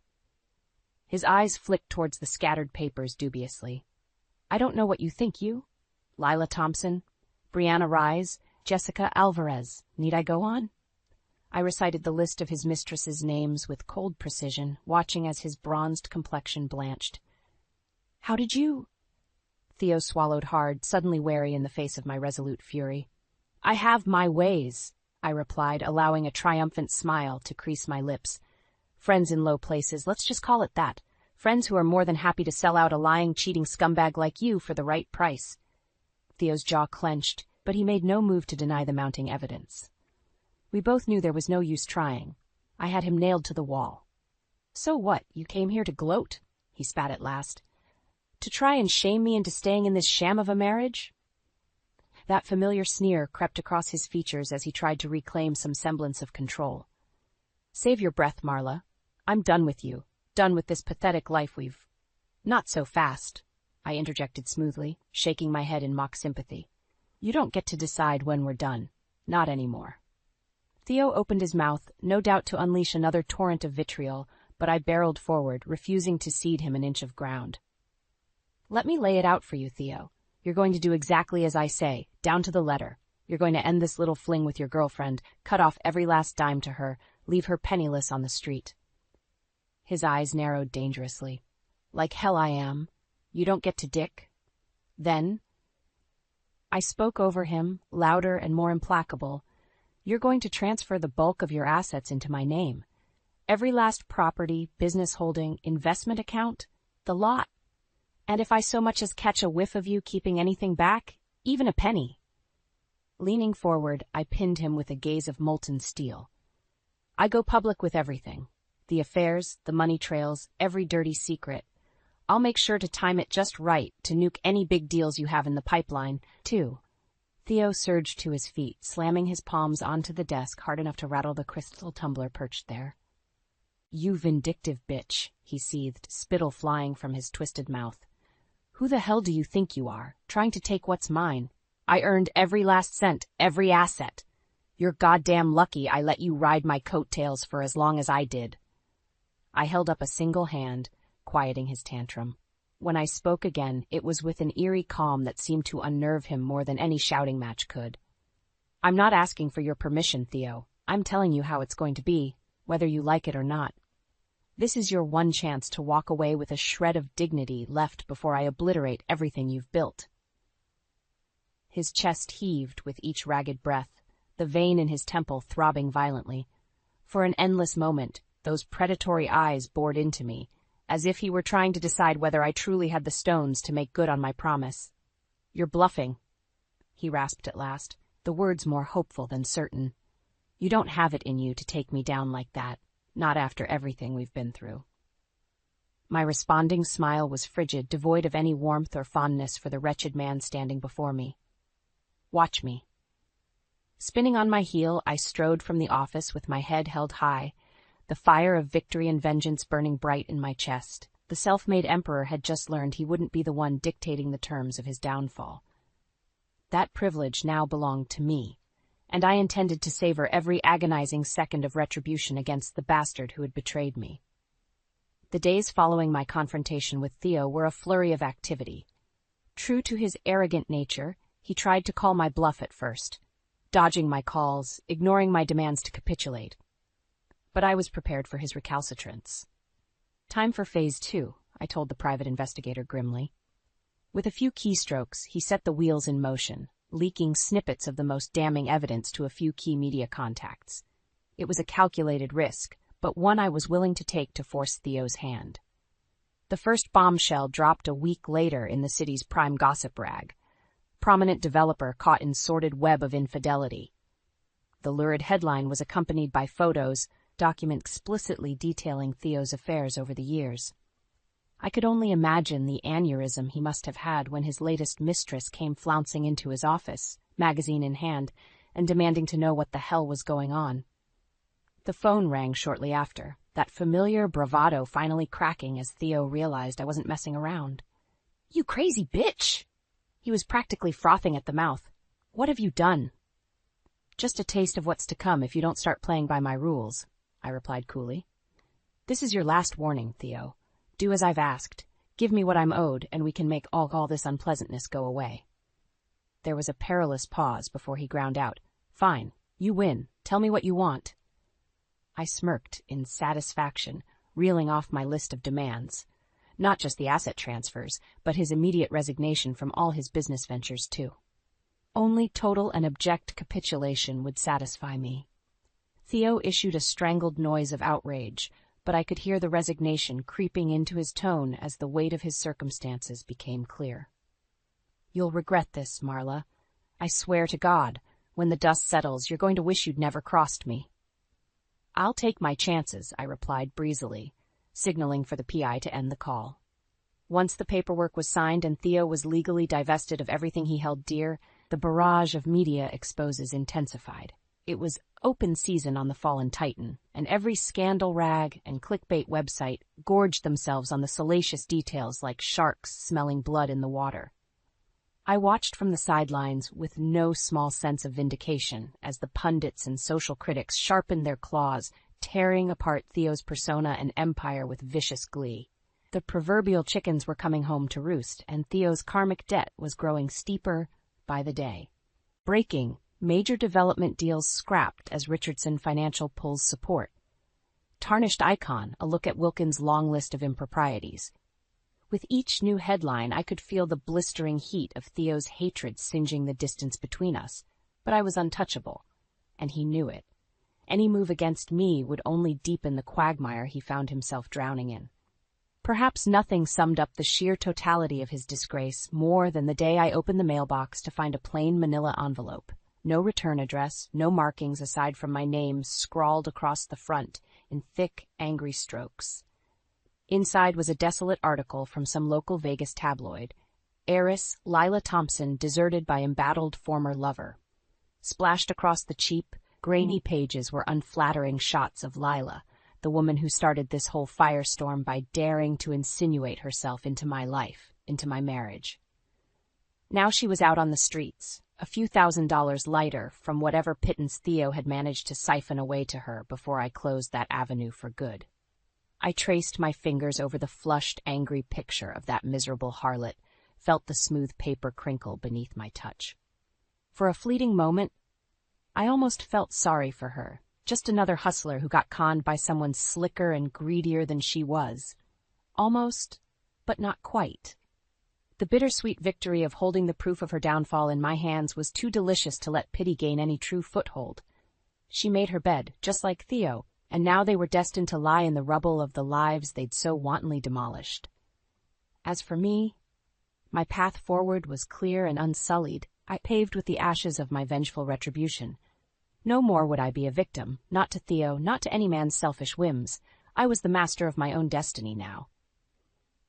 And this, I decided with a grim smile, was only the beginning. In the weeks after the media storm hit its feverish peak, an eerie calm descended over the city. It was as if everyone was holding their breath, waiting to see if the once mighty Theo Wilkins would somehow defy the odds and claw his way back from oblivion. I knew better, of course. My own private investigator kept me apprised of Theo's every crippled move, each more pathetic and desperate than the last.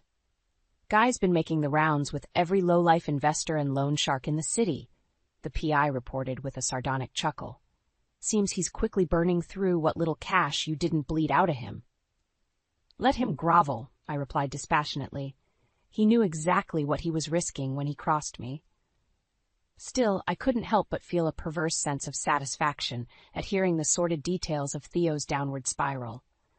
After everything he'd put me through, every last indignity, it was only right that he suffered his penance with interest. It all came to a head one sultry summer evening, as I nursed a glass of Malbec on the balcony of my new high-rise apartment. The penthouse might have been Theo's once, but it was mine now, along with the rest of the fortune he and deceived for over the years. My hands were trembling with a furious wringer by the time the PI arrived at my door, his expression grim beneath the brim of his battered fedora. "Well?" I demanded without preamble. "What's the latest?" The PI sighed, sinking into the plush leather armchair across from me. "I'm not going to sugarcoat it, Marla. Your former hubby is just about tapped out. Had to hawk his car and watch collection just to cover some of his outstanding debts, and I got word his bank accounts are running on fumes." I snorted derisively, sipping at my wine to mask the trill of dark satisfaction blooming in my chest. The arrogant prick was finally getting a taste of the poverty and despair he'd forced so many to endure over the years. What about his living situation? The PI shrugged. Had to move out of that swanky hotel suite, couldn't make the payments with his dwindling cash reserves. From what I gathered, he's been crashing on buddies' couches here and there. The utterly pathetic image of my aristocratic, status-obsessed husband reduced to a vagrant pushed a humorless laugh past my lips. My, how the mighty have fallen, I mused with acid sweetness. What of his precious Lila? Has she wised up and abandoned him to his fate as well? The PI grinned, showing teeth like a shark that smelled blood in the water. You could say that. I got an eyeful last night of your ex's latest living situation. He slid a plain envelope across the table, its contents crinkling faintly as I tore it open. Inside were a few grainy surveillance photos. The figures depicted unmistakable even through the poor resolution. There was Theo, looking as disheveled and wretched as I'd ever seen him. Hair mussed, clothes wrinkled, his formerly immaculate appearance in total disarray. And trailing at his heels like a starved dog was none other than Lila, that familiar vapid pout sculpted across her pretty features. I flipped through the damning stills with relish, drinking in each lurid detail. The squalid alleyway, the rusted doorway set into the crumbling brick facade, clearly the entrance to some flophouse or drug den where the downtrodden and degenerate of the city lurked. And there, in the middle of it all, was Theo Wilkins, the man who once had it all, now utterly depleted in every sense of the word. Stripped of his empire, his wealth, even his freedom, thanks to the seemingly unending series of criminal and civil investigations still looming over him like a guillotine. My lips peeled back in a vicious grin as I regarded the physical manifestation of his disgrace, cold delight lancing through my veins. Fitting, wouldn't you say? I commented to the PI, thumbing through the photos once more. That the two parasites who sucked me dry should end up rotting together in that cesspool where they belong? The investigator gave a wry grunt of assent. Way I see it, this is just the first installment of karma's payback. He gestured to the images with a jerk of his grizzled chin. They'll bleed each other dry soon enough, turn on one another like the rats they are when there's nothing left to take. I nodded, a brilliant spark of clarity illuminating the best path forward at last. Yes, I rather think you're right. My smile took on an almost pitying quality as I slid the photos back into their envelope. Tossing it aside like so much discarded trash, I settled back into my chair with a contented sigh. Leave them to fester and devour each other. I've already won. It's time to move on and let the monsters cannibalize what little remains. Sipping the lush crimson of my wine, I gazed out over the glittering city skyline as the sun began its inexorable descent. A new day loomed, rife with possibility and promise, the first true fresh start I'd had in decades. Theo and his kind could remain entombed in their self-made hells. As for me, I was through dwelling on the past. My future was finally my own, and I had every intention of seizing it with both hands. The grand opening of the Marla Wilkins Foundation was a smashing success, with over 300 of the city's elite turning out in their finest attire.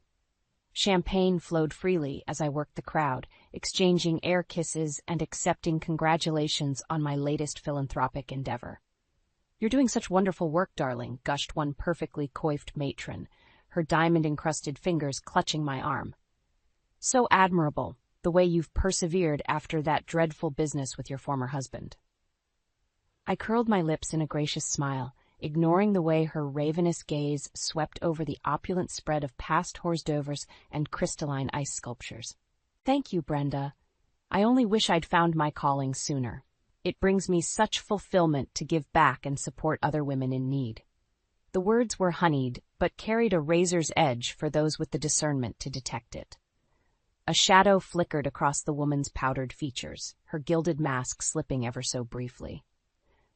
No doubt she was recalling the tawdry headlines from a few months prior, when news of my depraved husband's affairs and financial treachery had rocked our glittering social circle. "Yes, well, you've certainly demonstrated the most admirable strength of character," Brenda demurred, with an airy wave of her diamond-crusted hand before slinking away in search of the next opportunity to be seen. I watched her go with a pitying sort of resignation. For all their wealth and privilege, people like Brenda were just as oblivious to life's harsh realities as Theo had been, sheltered from the cold consequences of their actions by a cozy butler of money and status. Well, their precious bubble of ignorance was about to burst in a most satisfying way. Excusing myself from the prying clutches of the uptown vultures, I slipped into the quiet shadows just off the main ballroom. A heavy wooden door separated the saccharine spectacle from the true heart of my foundation's operations, the pro bono legal clinics and advocacy services offered to women from all walks of life. My heels clicked in hushed reverence against the industrial flooring as I wound my way between modular cubicles and conference rooms. Dozens of women sat hunched over paperwork, many still sporting the same haunted, hopeless look I'd worn in the immediate wake of Theo's betrayal. But there were also glimmers of empowerment, of lives reclaimed, in the steely eyes and determined jawlines of those further along in their journeys. I drank in the sight of them with immense pride, knowing my pain and suffering had borne something so profound and meaningful as this. One such pillar of resilience rose to greet me as I paused in the doorway, a grimly attractive woman in her late 30s, with the unmistakable bearing of a military veteran. "Ms. Wilkins, welcome," she offered with a firm handshake and an appraising look. "I'm Rachel, head of legal counsel here at the Foundation."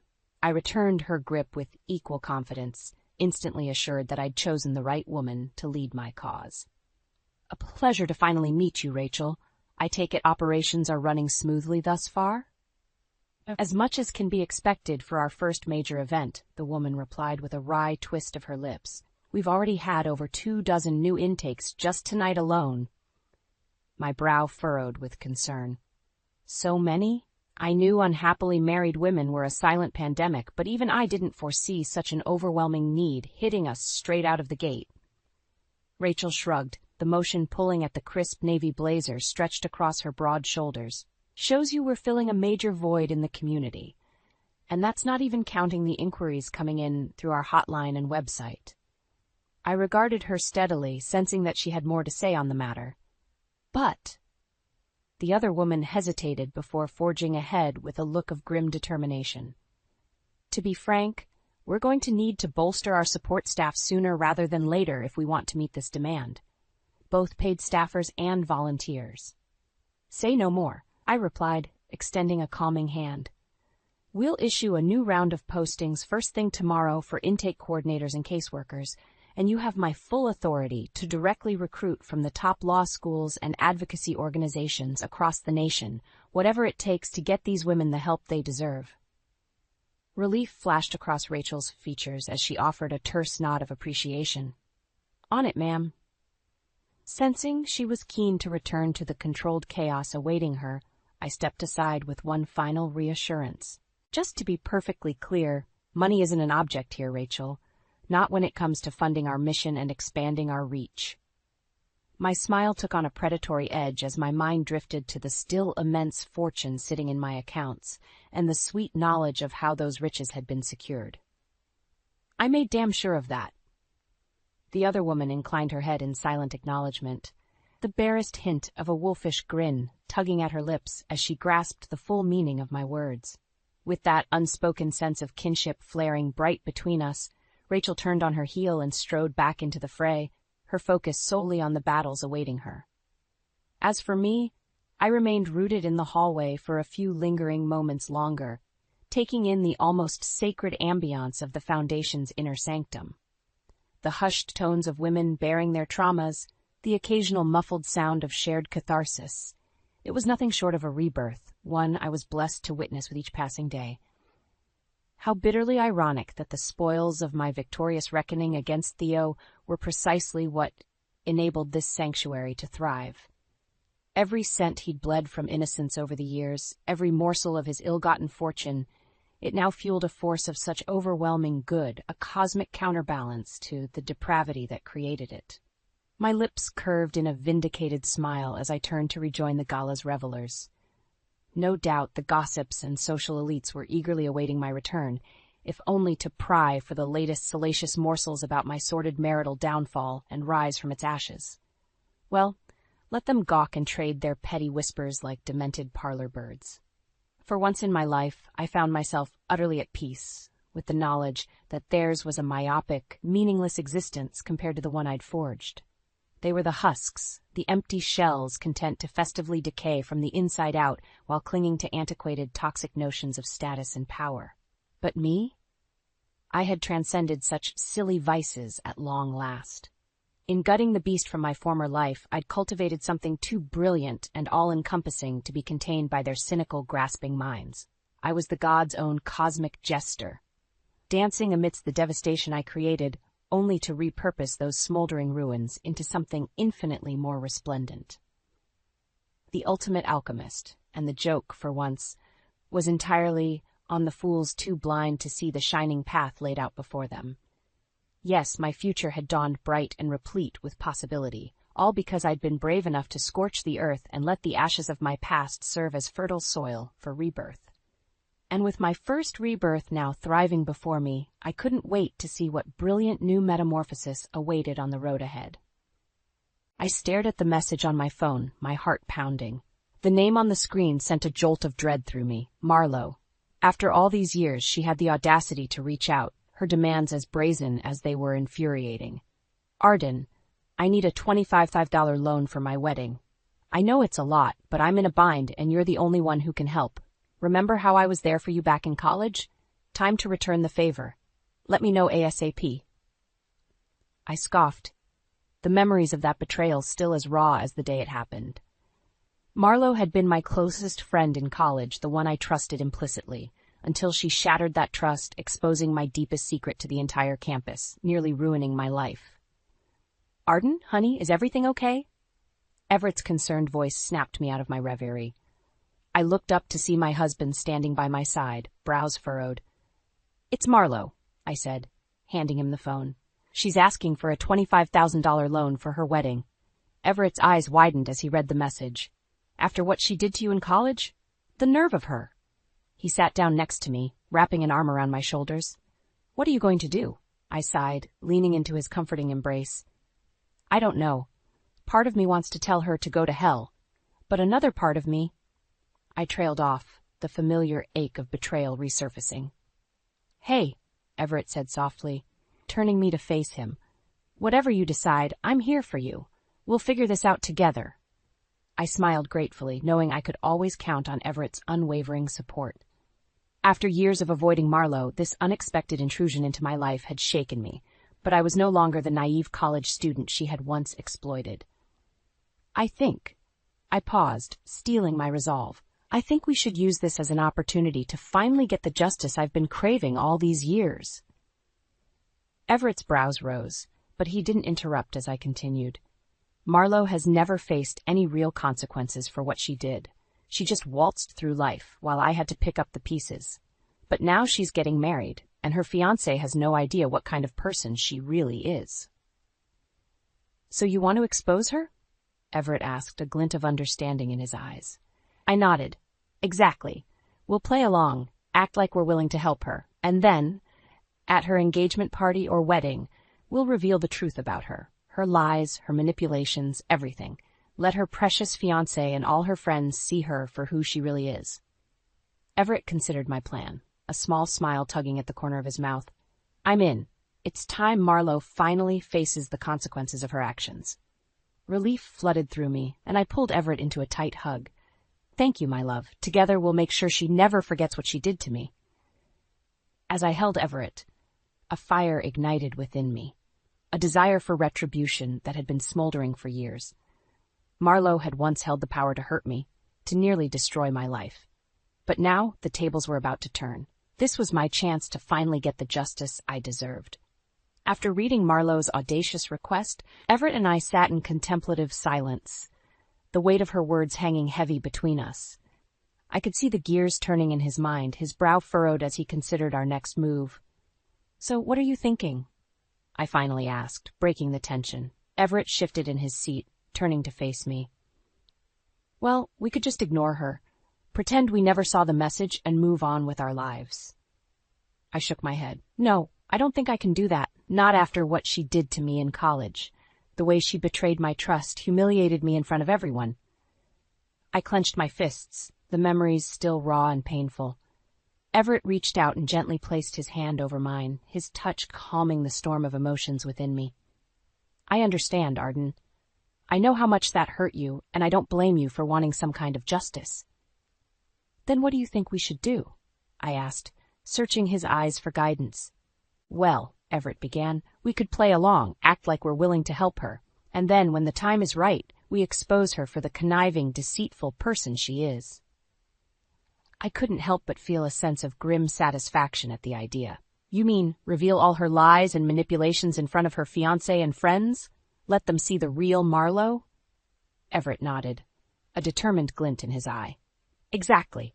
We'll gather all the evidence we can, her affairs, her financial misdeeds, everything. And then we'll confront her, publicly, at her engagement party or wedding. Let her see the consequences of her actions. The thought of Marlo's world crumbling around her was almost too good to be true. Do you really think we can pull that off? I asked, a hint of uncertainty creeping into my voice. Everett reached out and cupped my face, his gentle touch a stark contrast to the intensity of his gaze. I know we can, Arden. We'll be thorough, we'll be careful, and we'll make sure justice is served. For you, for our family, and for all the people Marlo has hurt. I nodded, my resolve strengthening with each of his words. Okay, let's do it. Let's show Marlo that she can't get away with what she did to me, not anymore. That's my girl, Everett said, a proud smile spreading across his face. He pulled me into a tight embrace, and I allowed myself to melt into his comforting warmth. As I held on to Everett, the memories of Marlo's betrayal resurfaced, a painful reminder of how she had once shattered my world. But this time, things would be different. This time, I would be the one in control, the one who held the power to expose her true nature. I'll never forgive her for what she did, I murmured into Everett's shoulder, but I'm ready to make her pay for it. Everett's grip tightened around me, and I knew he was just as determined as I was to see this through. Together, we would uncover Marlo's web of lies and deceit, and watch as her perfect world came crashing down around her. The thought filled me with a sense of dark satisfaction, a hunger for revenge that had been simmering for far too long. Marlo had once held the power to hurt me, but now the tables had turned. It was time for her to face the consequences of her actions. With Everett's support, I felt a renewed sense of purpose. We were going to expose Marlo's true colors, and this time she wouldn't be able to escape the consequences of her actions. Okay, so where do we start? I asked, my mind racing with possibilities. First, we need to gather as much evidence as we can, Everett said, his brow furrowed in concentration. Anything that can prove she's been lying and manipulating people. I nodded, already mentally sifting through the memories of our college days.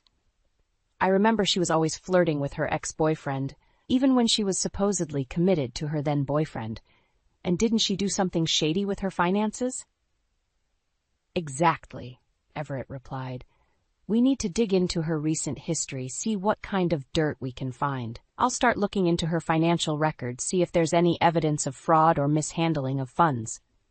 And I'll see what I can find out about her ex-boyfriend and this supposed affair, I said, determination stealing my voice. If she's still seeing him behind Dalton's back, That could be the key to bringing her down. Everett reached over and gave my hand a gentle squeeze. I know this isn't easy, Arden, but we're in this together. We'll make sure Marlo pays for what she's done. I returned his reassuring smile, grateful for his unwavering support. I know, and I'm ready to do whatever it takes to get the justice I've been craving all these years. Over the next few days, Everett and I worked tirelessly, piecing together the evidence that would ultimately destroy Marlo's carefully crafted facade. I reached out to old college friends, discreetly inquiring about Marlo's recent behavior, and the stories they shared only fueled my desire for revenge. Can you believe she's been spreading these awful rumors about you, even all these years later? One former classmate told me, her voice laced with disgust. And did you know she's been cheating on her fiancé with her ex-boyfriend, the guy she swore she was over back in college? I clenched my jaw, my hands trembling with anger.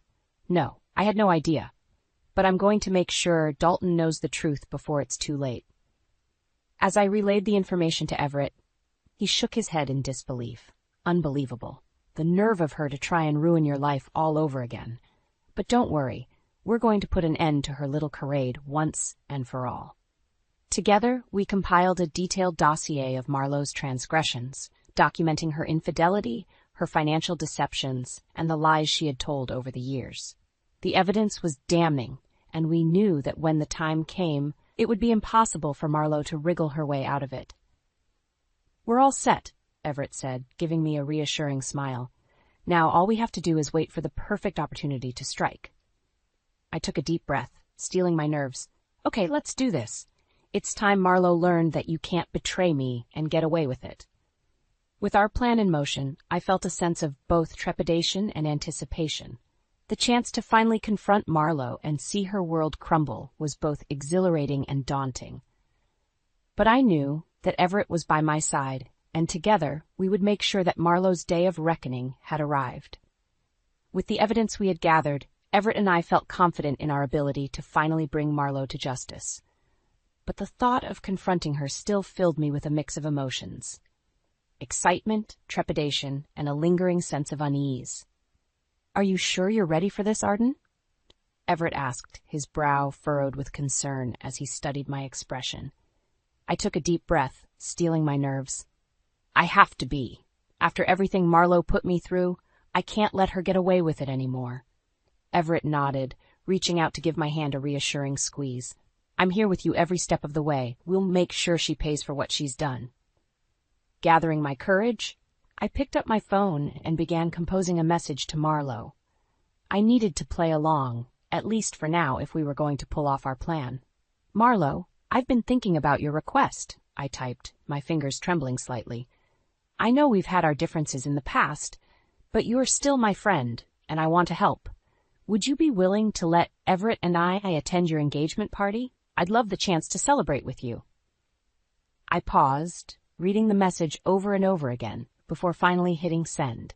The response was almost immediate. Arden, I'm so glad you're willing to put the past behind us.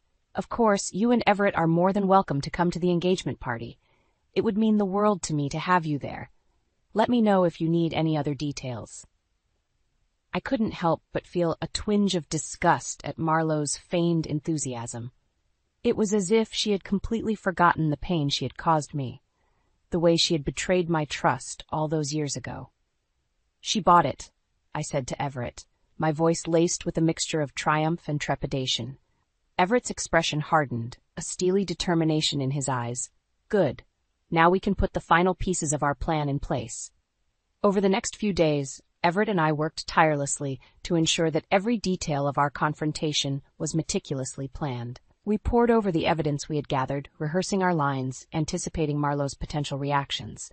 What if she tries to deny everything? I asked, my brow furrowed with worry. Then we'll be ready, Everett assured me. We have the proof, Arden. Marlo won't be able to wriggle her way out of this one. I nodded, feeling a renewed sense of purpose. This was our chance to finally get the justice I had been craving for years. No more hiding, no more running. It was time to face Marlo head-on. As the engagement party drew closer, the tension in our household grew palpable. Lila, our 8-year-old daughter, could sense the change in the air, and she would often ask if everything was okay. "It will be, sweetheart," I would tell her, managing a reassuring smile. "Mommy and Daddy just have some important business to take care of." Lila would nod, her bright eyes filled with a mixture of curiosity and concern. I hated keeping her in the dark, but I knew that this wasn't something she needed to be involved in. This was my battle, one that I had to fight for the sake of our family. The night before the party, Everett and I sat together, going over our plan one last time. We were as ready as we could be, and the anticipation was nearly palpable. "Are you sure you want to do this, Arden?" Everett asked, his voice soft and gentle. I met his gaze, my resolve unwavering. "I have to, Everett, for my own peace of mind and for our family's future. It's time Marlowe finally faced the consequences of her actions." Everett nodded, pulling me into a warm embrace. "Then let's do this. Together." The night before the engagement party, I could barely sleep.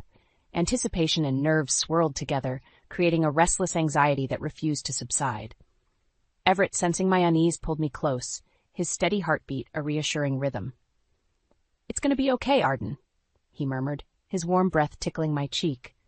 "We've got this." I nodded, taking a deep breath to steady my nerves. "I know, it's just... what if something goes wrong? What if Marlowe manages to wiggle her way out of this somehow?" Everett's grip tightened around me, and I could feel the determination in his embrace. "That's not going to happen. We've got all the evidence we need. Marlowe won't be able to talk her way out of this." I wanted to believe him, to let his confidence bolster my own, but a part of me still harbored doubts.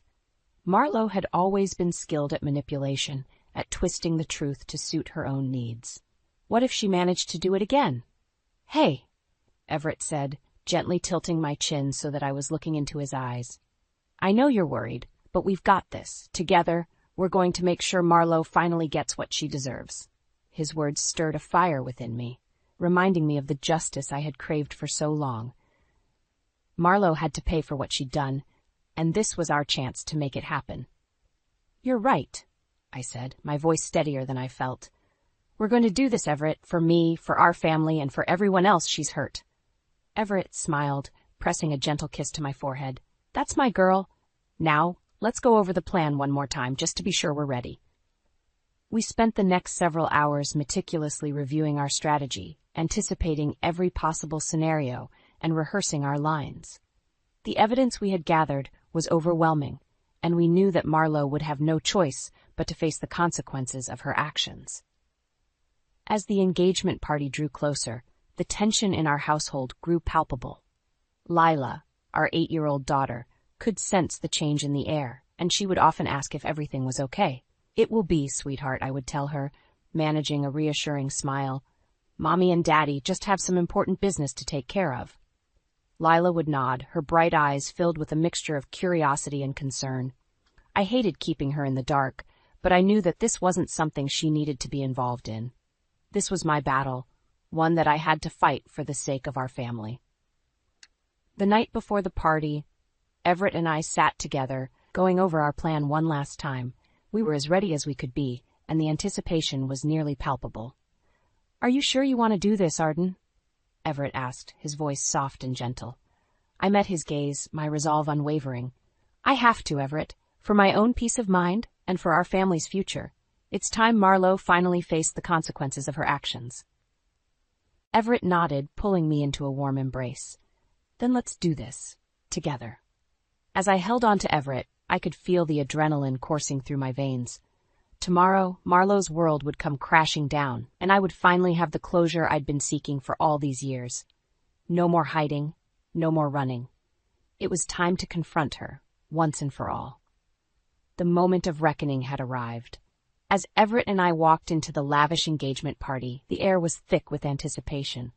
Marlowe greeted us with a wide, saccharine smile, completely oblivious to the storm that was about to descend upon her. "Arden?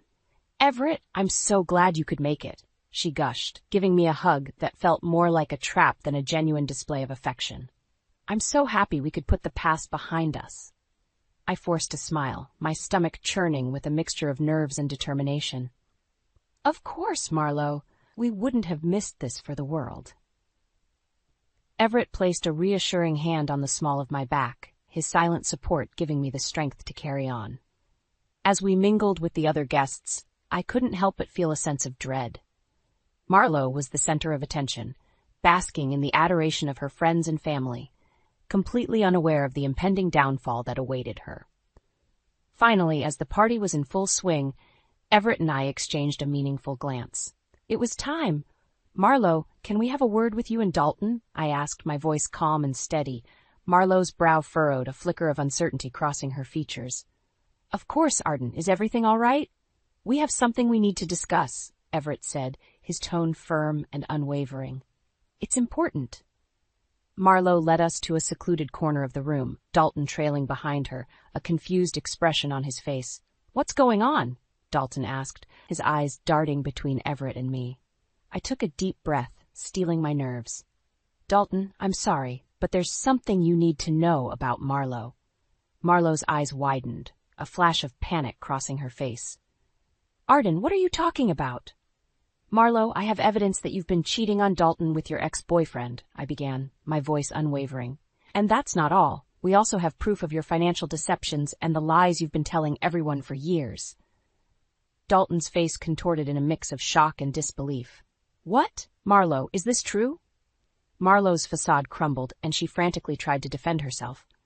"Dalton, no, it's not what you think.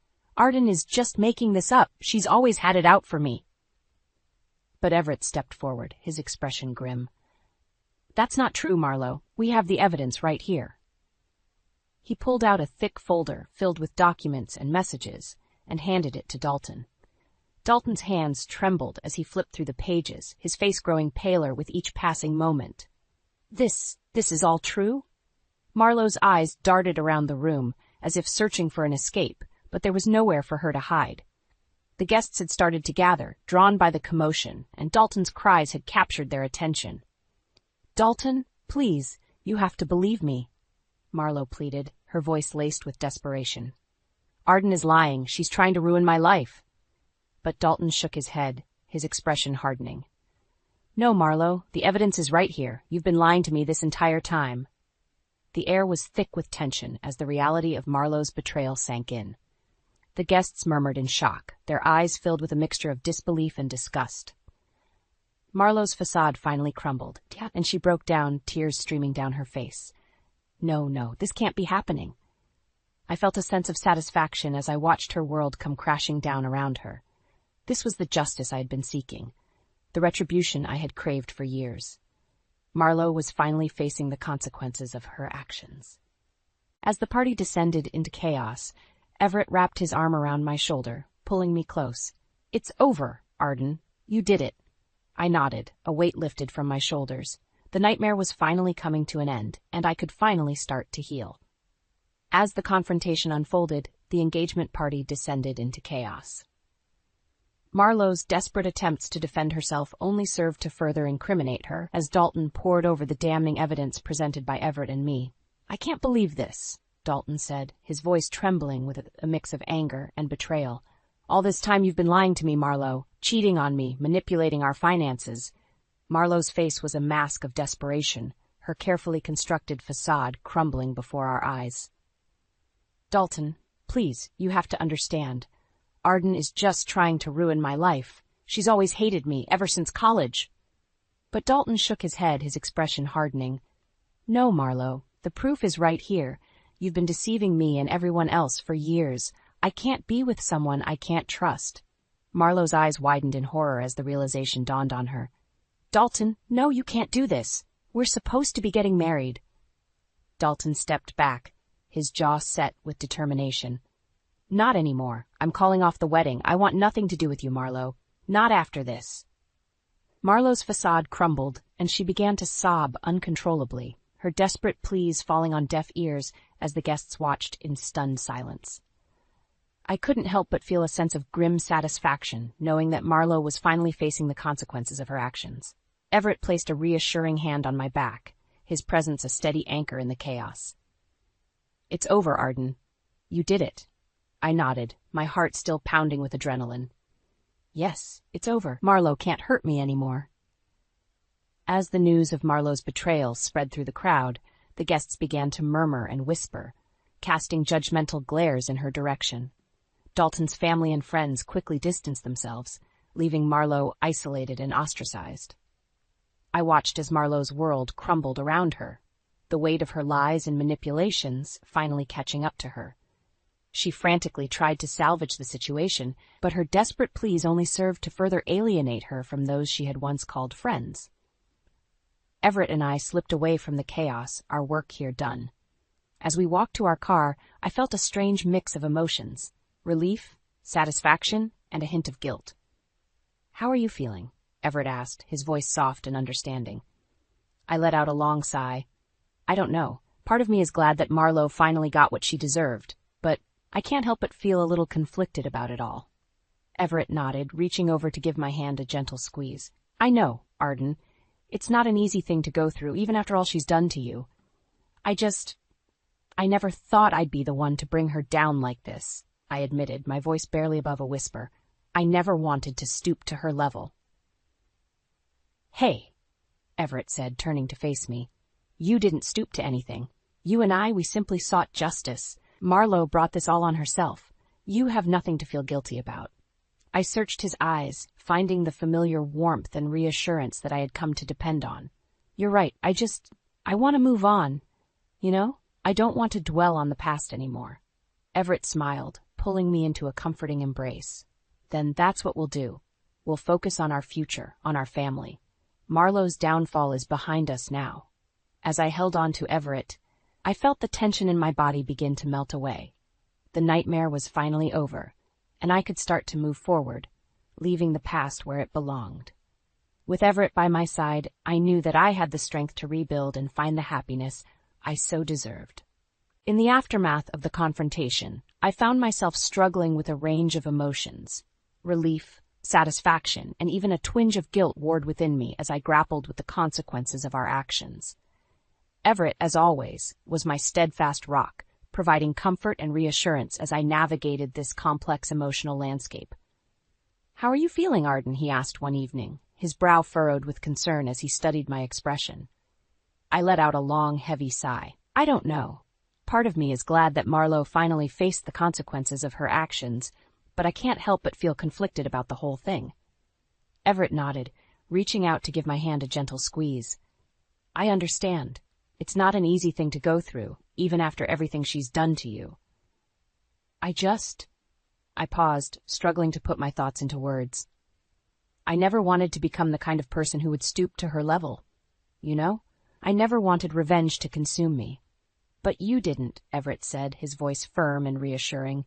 "You and we sought justice.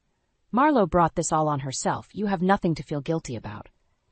I met his gaze, finding the familiar warmth and understanding that had become my lifeline. "You're right. I guess I want to move on, to focus on our family and our future.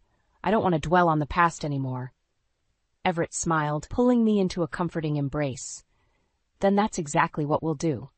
Marlowe's downfall is behind us now. It's time to look ahead and build the life we deserve." As I held on to Everett, I felt the tension in my body start to melt away.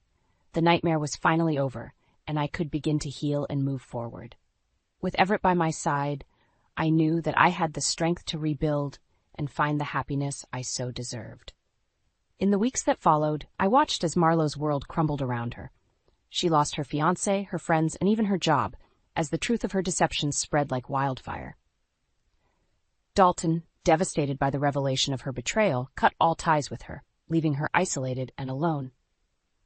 I couldn't help but feel a pang of sympathy for her, despite everything she had done. Seeing the once confident and manipulative Marlowe reduced to a shell of her former self was a sobering reminder of the consequences of our actions. "Do you ever feel bad for her?" I asked Everett one evening, as we sat together on the porch, watching the sunset. Everett sighed, wrapping his arm around my shoulders. "Honestly, a little. I know what she did to you was unforgivable, but no one deserves to have their entire life fall apart like that." I nodded, leaning into his embrace. "I know. I want to move on, to focus on our own lives and our family. I don't want to dwell on the past anymore." "Then that's what we'll do," Everett said, pressing a gentle kiss to my forehead. "We'll build a future filled with love and happiness, one that Marlowe can never take away from us. I smiled, feeling a sense of renewed purpose and determination. Marlowe's downfall had been a necessary step, but it was time to turn our attention to the positive, to our relationship, our daughter Lila, and the countless possibilities that lay ahead. As we sat together watching the sun dip below the horizon, I felt a weight lift from my shoulders. The past may have been painful, but it had made me stronger, more resilient, and with Everett by my side, I knew that I could face whatever the future had in store. "I love you, Everett," I murmured, snuggling closer to him. "I love you too, Arden," he replied, his voice filled with warmth and affection. "Together, we can conquer anything." And in that moment, I knew that he was right. Whatever challenges lay ahead, we would face them together as a family and emerge stronger than ever before. "You're kidding me, right?" Brielle's words dripped with contempt. "Like Mom's measly salary even makes a dent compared to what you bring in, Dad." I froze in the hallway, clutching the bouquet of roses I'd brought home to surprise Dane on our 10th anniversary. Their voices carried clearly from the living room.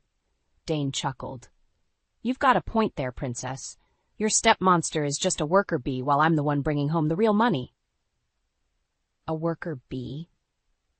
The insult stabbed deep, far more painful than his nickname for me. I thought we were partners, a team. "Don't be too hard on Alara," he continued in a placating tone. "Her little paycheck helps keep us afloat while my business gets off the ground." Anger burned away my shock.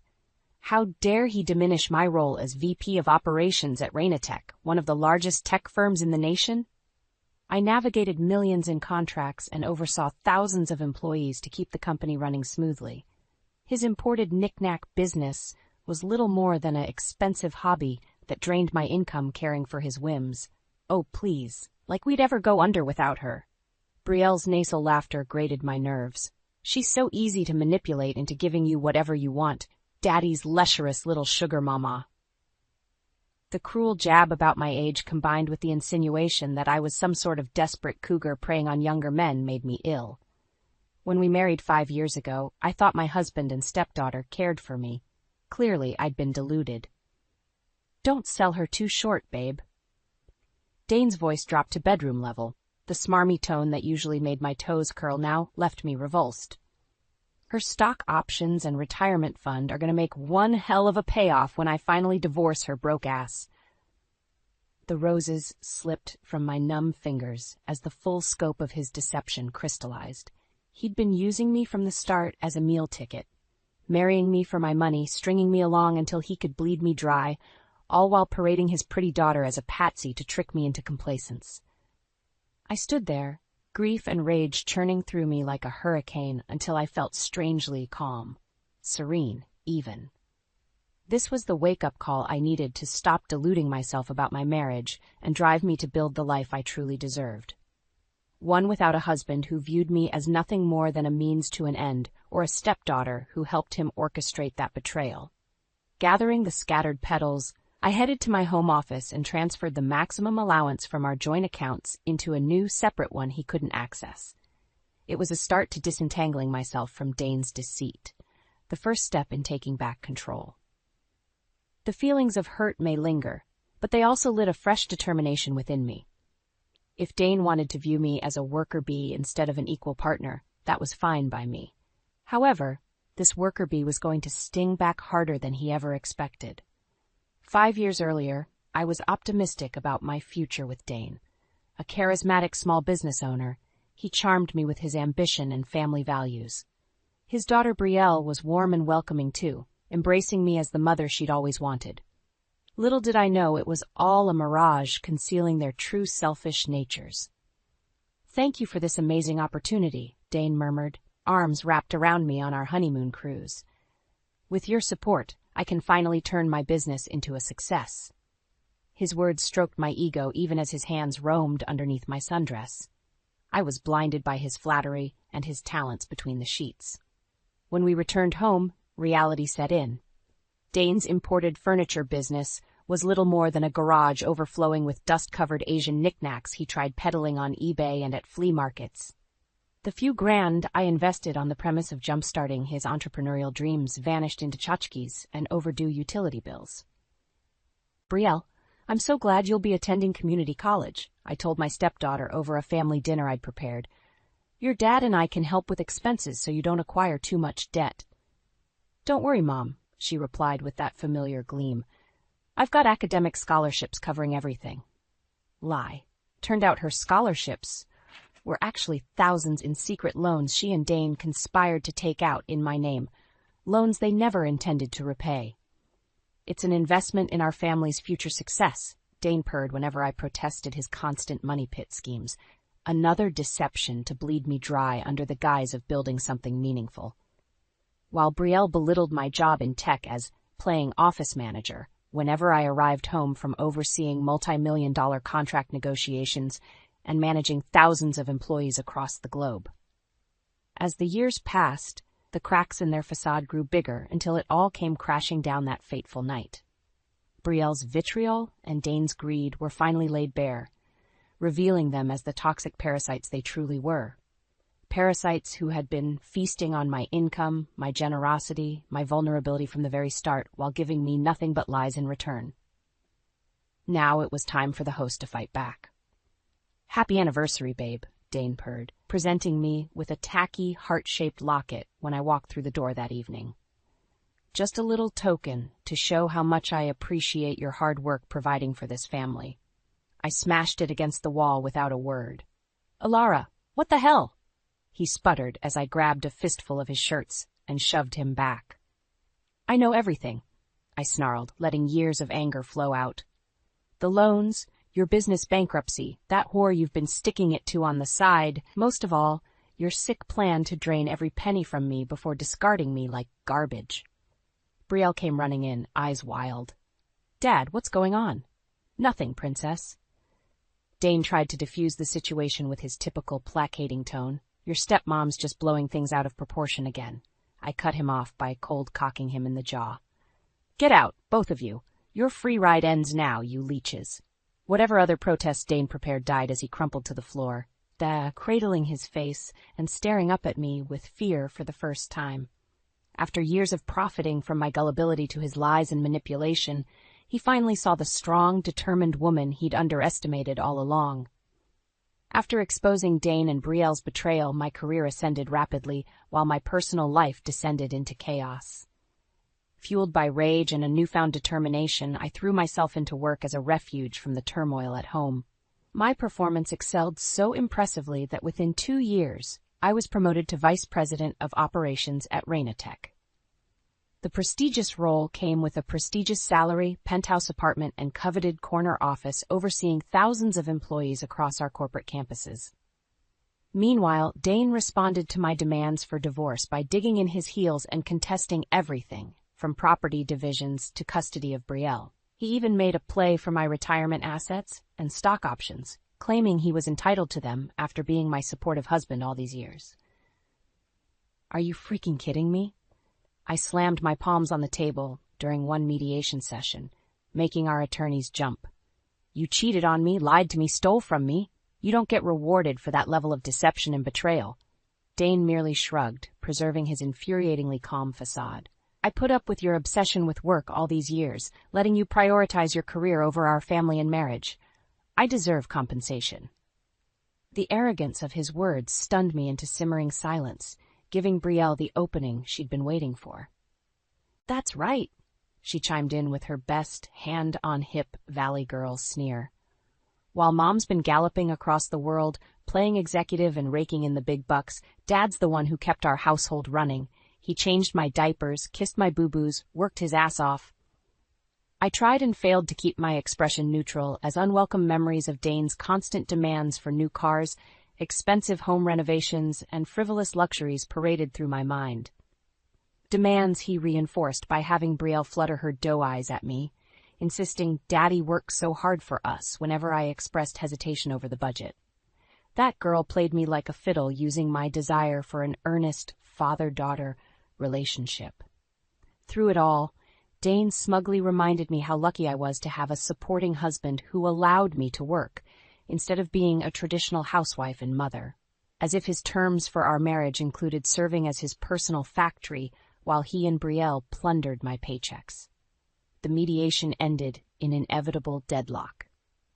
Back in my office afterward, I stared through the glass walls at my domain, the busy employees, the high-tech infrastructure, the piles of lucrative contracts paving the path of the company's future. Everything I'd sacrificed for, everything I'd achieved through grit and perseverance. Letting out a slow breath, the tension seeped from my shoulders. I refused to let Dane take this from me, too. Reaching into my desk drawer, I retrieved a plate Brielle had made for me in ceramics class when I first married her father. The sloppy red handprints and scrawled "I love my new mom" covered in garish paint and glitter. Another heartstring to be tugged whenever she or Dane wanted me to acquiesce to their latest frivolous demand. Not anymore.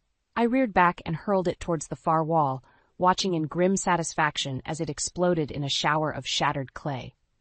The symbolism was as cathartic as it was definitive. I discarded that naive version of myself. No longer would I be manipulated, drained, or disrespected. From now on, I fought only for me. And starting with this divorce, I wouldn't stop until I recovered everything Dane and his ungrateful spawn tried to take. This is your last chance, Alara. Dane jabbed his finger on the table between us. Invest in my new business venture, or I'll take you for everything you've got in this divorce. I scoffed at the desperation leaking through his bravado. Let's get one thing straight. You don't make demands of me anymore. Brielle slouched against the kitchen counter, buffing her nails with studied nonchalance. Come on, Mom. Help a struggling single father get back on his feet. The mocking lilt in her voice ignited my fury. Don't you mom me, you deceptive little witch. I turned my glare to Dane. And you, if you think you have any claim over my assets after your lies and infidelity, you're delusional. Dane's mask of control slipped, his eyes going wide. What are you talking about? I tossed a thick manila envelope onto the table, photos spilling out of his sweaty, shirtless form, entering a cheap motel room with his scantily clad mistress. I have evidence of your affair going back years, you cheating bastard. And that's just the warm-up. No, those photos, they're... He trailed off as I produced bank statements and tax forms exposing his business finances were a total sham, documenting his shady efforts to divert funds into shell corporations and offshore accounts. That's called tax evasion, fraud, theft of my marital assets. I picked up one of the photos, feeling a twisted sense of gratification watching him shrink underneath my contemptuous scrutiny. But what's really going to clean you out is the evidence I collected of you and your dear daughter conspiring to take out illegal loans and lines of credit in my name without authorization. The blood drained from Brielle's face, leaving her complexion as muddy as the lies and deceit she once spouted at me with such cavalier glee. She opened her mouth, but I cut her self-entitled whine off. Save it.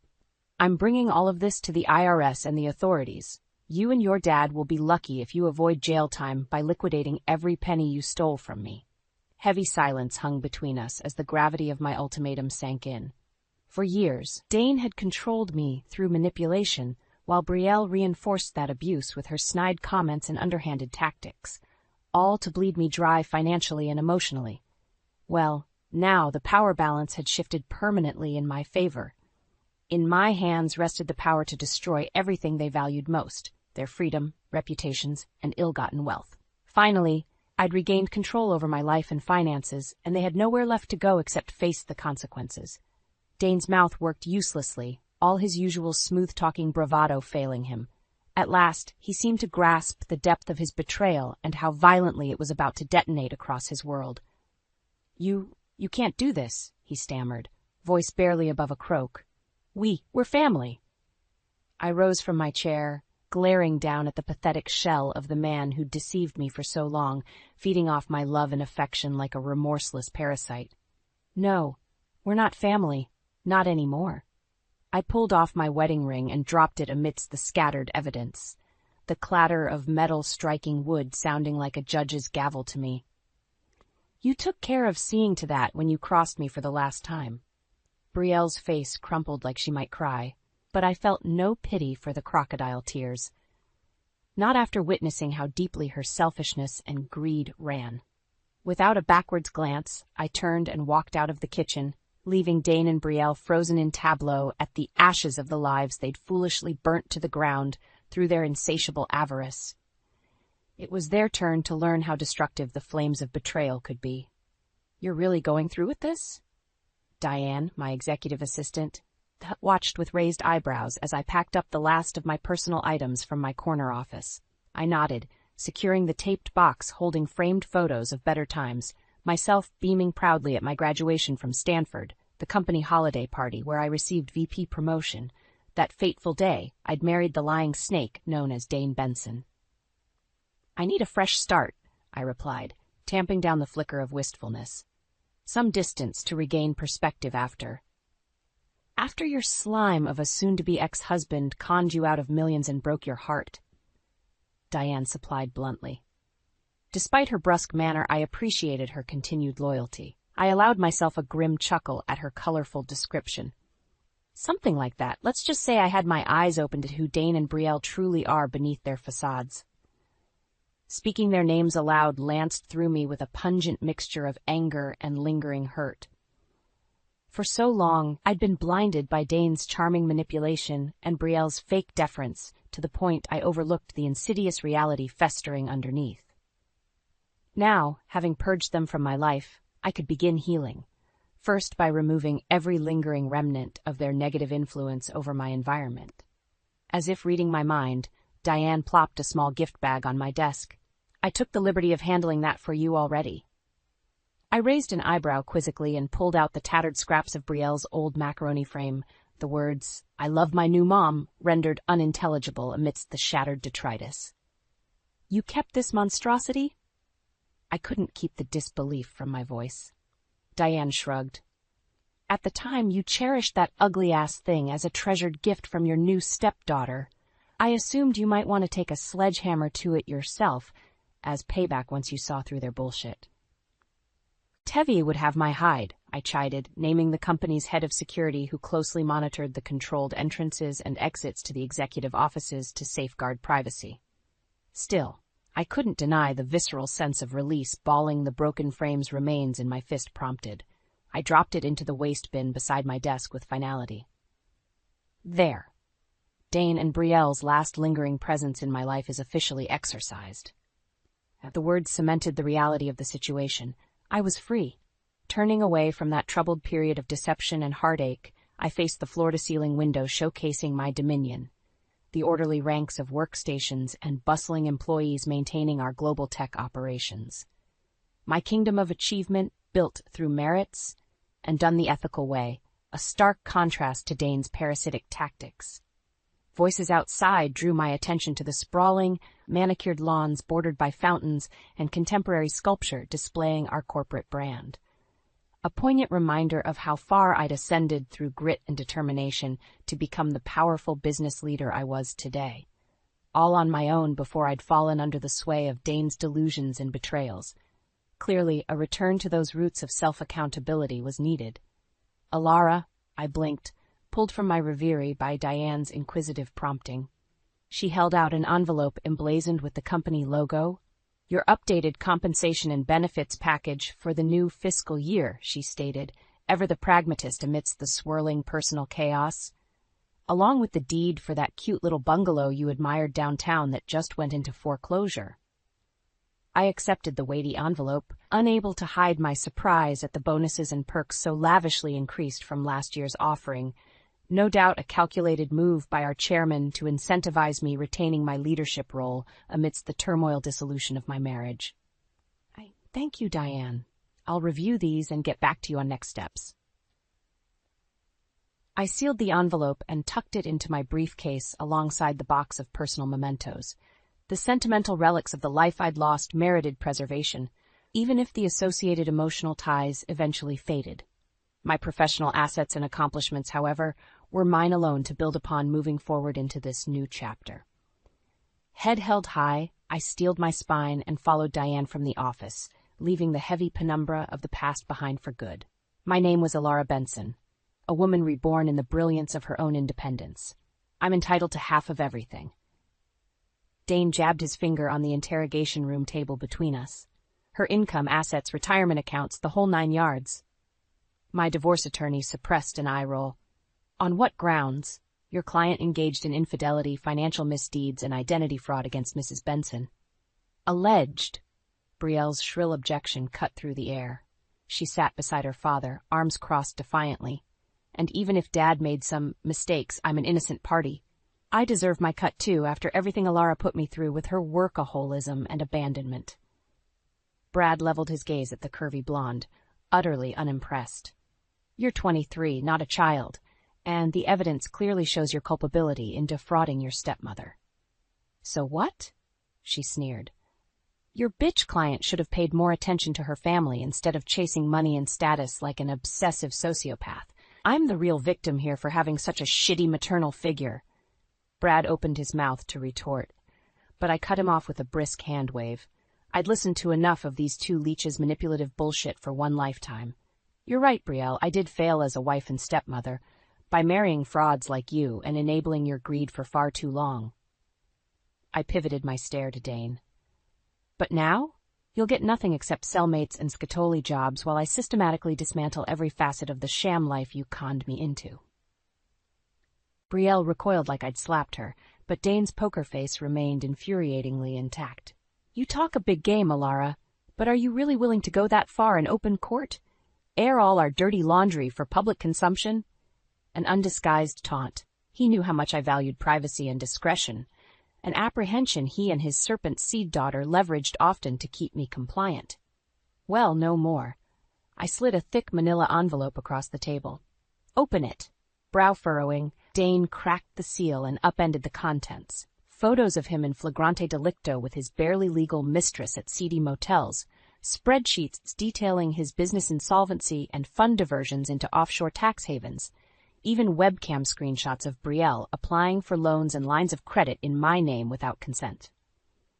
In short, an exhaustively detailed evidentiary portfolio exposing every lie and deception they'd woven into our marriage from the very beginning. Dane stared at the incriminating evidence with the same slack-jawed shock as watching a bomb detonating in his face. Brielle fared worse, color draining from her cheeks until she resembled a hollowed-out husk. Where? How did you? Dane's voice cracked like a schoolboy's. Let's just say I have informants in low places who were all too happy to comply once I made certain overtures. I delivered the sordid details with crisp professionalism.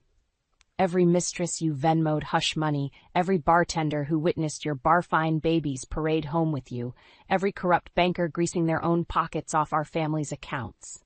Swallowing hard, Dane rallied with a glare. You're bluffing.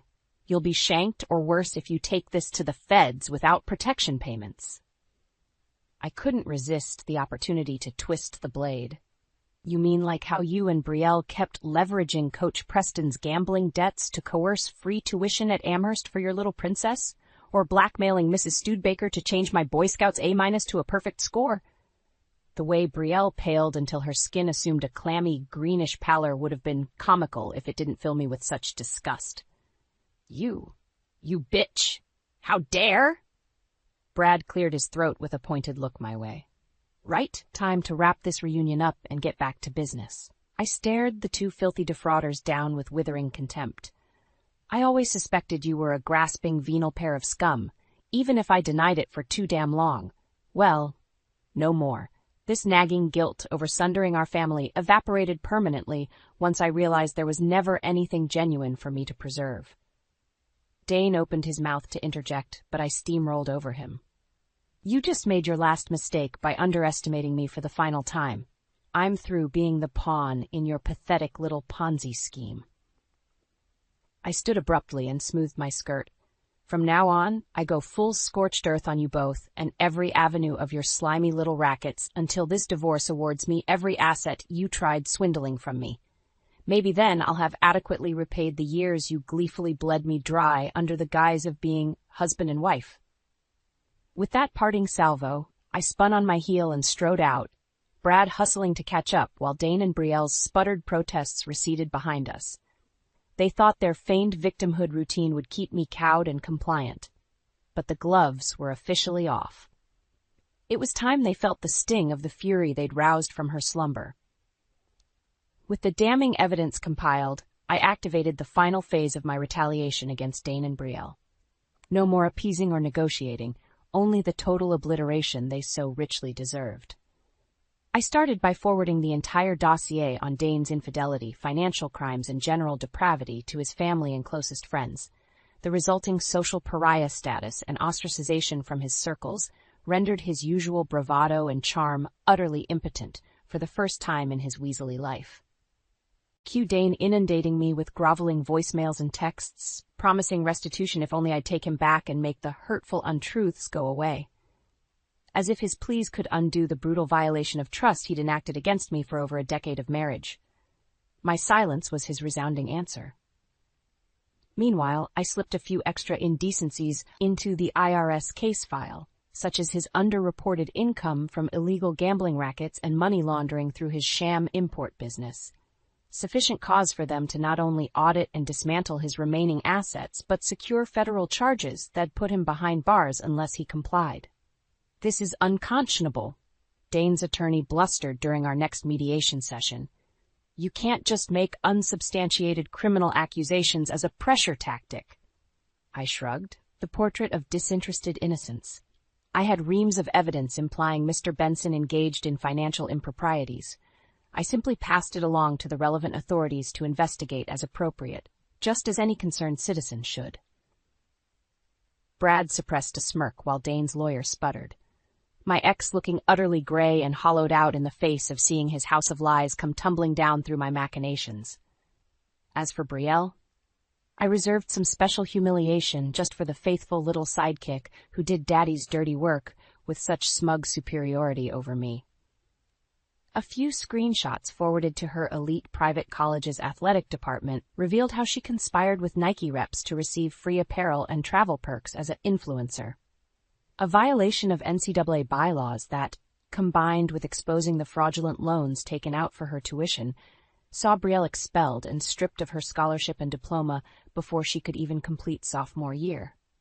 When she came storming to my penthouse in a froth, I almost pitied her, if not for the acidic tongue-lashing she unleashed upon me with volleys of money-grubbing whore and spiteful divorcee cunt that banished any last shred of sympathy. I endured her tantrum in stony silence until she wound down to catch her breath. "Feeling better after venting, Brielle?" My cool tone infuriated her further. "Good, because that was your final chance to flay me with juvenile insults and baseless indignation." I pressed a button on my desk that triggered security footage to play on the widescreen TV, capturing the moment Dane and Brielle conspired to take out those fraudulent loans in my name. Their panicked expressions turned to slack-jawed horror as the recording progressed through ever more damning instances of their deceit and larceny caught on film.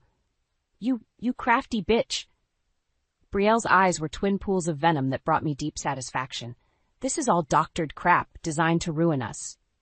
"You'd think that, given how readily you tried doing the same to me." I held her glare steadily. I simply learned from the master grifter's playbook and took the shenanigans to their natural culmination. Rising from my chair, I approached until we stood nearly nose to nose, my heels giving me the slightest height advantage. "Maybe next lifetime you'll appreciate real family instead of the materialistic sham you tried trapping me in. I pray you and your father receive appropriate rehabilitation behind bars to overcome these toxic delusions. You won't get away with this, you senile." Whatever other invective she intended died as I slapped her full across the mouth. Not hard enough to seriously injure, but enough to sting and shock her into mute, open-mouthed stupefaction. "Get out of my home and life. Forever." I bit out each word succinctly before turning away. This chapter is over. The distinct patter of Brielle's heels fleeing the apartment marked her exit. I allowed my rigid posture to finally relax as euphoria washed over me. It was done. I'd vanquished them both at last. Settling onto my plush sofa, I poured myself a hearty snifter of brandy to savor the long-awaited triumph. Soon their sentencing and asset forfeiture would render them as inconsequential as last night's trash taken to the curb, leaving me to enjoy my new life in peace and satisfaction. A fresh start awaited. But first, I intended to marinate in these final, delicious vestiges of closure and vengeance fulfilled. With Dane and Brielle finally excised from my life like the cancer they were, I reveled in my newfound freedom and success. The ill-gotten proceeds seized during my vengeful retaliation provided a tidy sum I reinvested into my passions. I can't thank you enough for this incredible opportunity, Jennifer, a young STEM graduate, gushed as we toured the brand new computer lab her scholarship helped fund. Your program is going to empower so many underprivileged girls to break into the tech field. I smiled, feeling a surge of pride. The Alara Benson Foundation is my way of ensuring other talented women never have to compromise their integrity or dreams due to financial insecurity or toxic personal influences. Jennifer's eyes shone with earnest appreciation. You're an inspiration, showing us all how to overcome adversity with grace and strength. If only she knew the full, sordid tale of the personal betrayals that catalyzed my journey to this metamorphosis. As if reading my mind, Diane caught my eye from across the room and discreetly held up her tablet displaying a news alert. Tech millionaire mogul's ex-husband receives 10-year prison sentence for fraud and embezzlement convictions. Daughter indicted as accomplice. Underneath displayed grim mugshot photos of Dane and Brielle in orange jumpsuits, postures already wilting under the weight of their ruination. My revenge had wrought. The kiss-off to that poisoned chapter of my life at last. And that's the computer engineering lab. Jennifer's voice pulled my wandering attention back to the conversational present. What else does the Foundation's campus offer? We're just getting started, but plans include a fully accredited university with residential facilities by next year. I gestured to the architectural displays illustrating the bold modern structures undergoing construction across campus, buildings designed to empower and inspire rather than confine or oppress. Brightly lit computer labs, libraries, auditoriums, and dorms dedicated solely to fostering the potential within a new generation of innovative female minds. No boardrooms or offices for corrupt male plutocrats to plot siphoning funds or exacting petty vendettas against any who resisted their exploitation. I was officially entering a new, cleansed world order where merit and integrity triumphed over lies, greed, and any vestige of the dehumanizing victimization I once endured. You've given so many young women a future, Miss Benson. Jennifer placed her hand atop mine, her warm gratitude drilling straight to my core. I can't put into words how much your path has inspired me to overcome any obstacle in pursuit of my ambitions. There it was, the summation of everything I'd sacrificed and struggled for, encapsulated into those heartfelt sentiments. Not just regaining the life that had been nearly destroyed by Dane's betrayal, but transcending it to become a heroic example for others to emulate. The hurt and anger still lingered beneath the surface, but I let it be subsumed under the greater purpose I now channeled my energies towards, leveraging my skills, resources, and redemptive experience to enrich communities rather than allowing them to fester through toxic traditions or social ill-ills left unaddressed. That was the essential dichotomy separating me from the petty parasites like Dane and Brielle, whose lives withered into ignominy.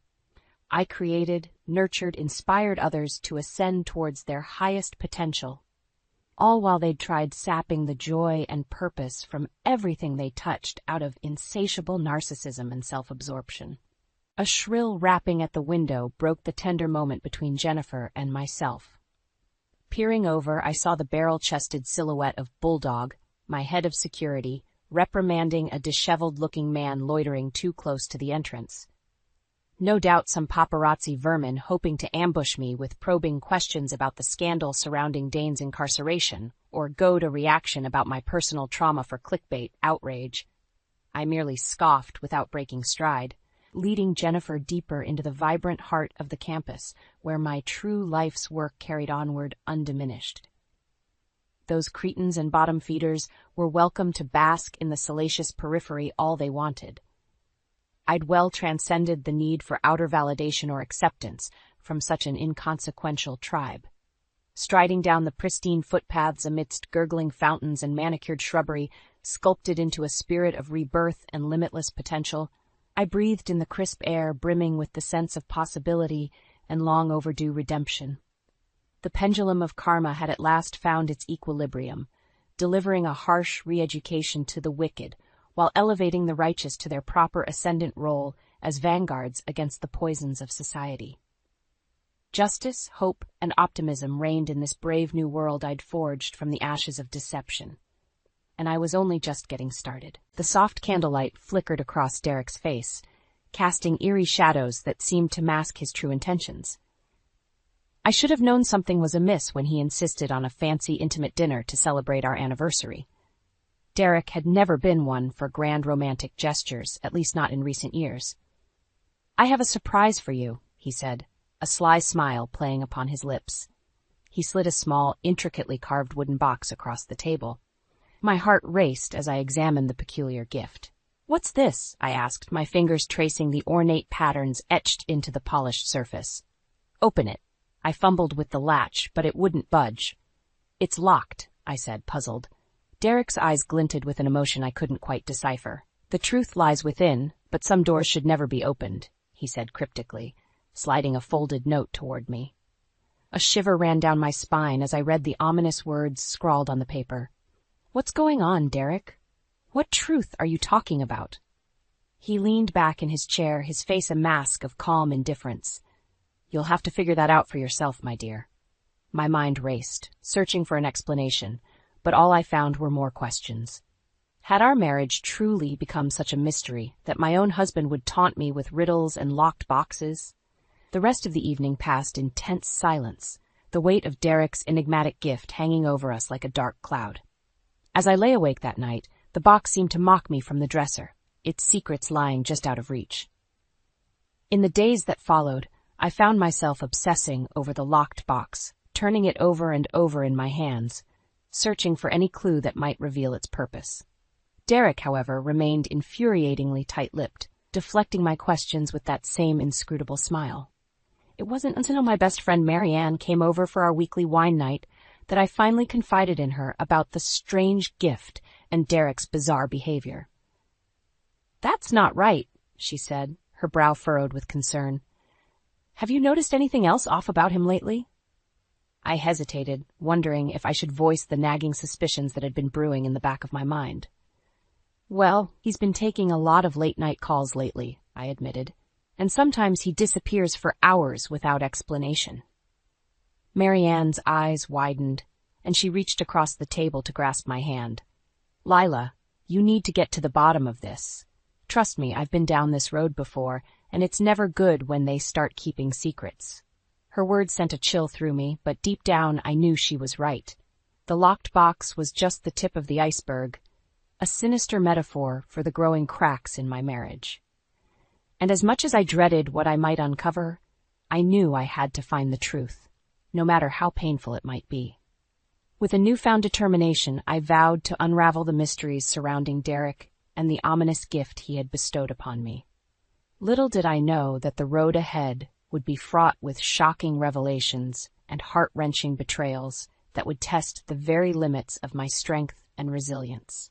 In the days following Derek's unsettling gift, a palpable tension hung over our home like a thick fog. Our conversations were clipped, each word laced with veiled accusations and unspoken suspicions. "Working late again?" I asked, trying to keep my tone casual as Derek grabbed his briefcase and headed for the door. He paused, his hand on the doorknob, and flashed me a tight smile that didn't quite reach his eyes. "You know how it is, babe. Big project coming up." I nodded, biting back the questions that burned on the tip of my tongue. How many big projects could one man possibly have? As the front door clicked shut behind him, I sank onto the couch, my mind a whirlwind of doubts and fears. Marianne's words echoed in my head, a constant reminder that something wasn't right. I reached for my phone, my thumb hovering over Marianne's number. She had promised to put me in touch with a private investigator, a friend who had helped her through her own marital woes, but could I really go down that path? To hire someone to spy on my husband felt like a line I couldn't uncross. The decision was taken out of my hands a few nights later, when Marianne showed up at my doorstep, a petite blonde woman in tow. "Lila, this is Amber," Marianne said, ushering the woman inside. She's the best in the business when it comes to digging up the truth. Amber offered me a sympathetic smile, her keen eyes sizing me up. "I know how difficult this must be for you, but sometimes the only way to move forward is to face the harsh realities head-on." I sat in stunned silence as Marianne filled Amber in on the details of Derek's odd behavior and the mysterious locked box. With each word, the weight of my suspicions grew heavier, threatening to crush me beneath their burden. "Let me get to work," Amber said, her voice firm and reassuring. "I'll find out what your husband is hiding, no matter how deep he's buried it." True to her word, Amber wasted no time in her investigation. Within a week, she had uncovered a tangled web of lies and deception that left me reeling. "He's been seeing other women," she said, sliding a manila folder across the table towards me. Inside were grainy photographs of Derek embracing a leggy brunette outside a hotel, their bodies pressed together in an intimate clinch. I felt the air leave my lungs as if I'd been sucker punched. Tears stung my eyes, but I blinked them back, determined not to let Derek see me crumble. "That's not all," Amber continued, her voice tinged with sympathy. "He's racked up a mountain of gambling debts, and there are whispers of him being involved in some shady business dealings." My head spun as I tried to process the avalanche of revelations. The man I had pledged my life to, the man I thought I knew better than anyone, was a complete stranger. "What do I do?" I asked, my voice trembling. Amber's expression hardened. "You fight back. You gather every shred of evidence and make him pay for what he's done to you."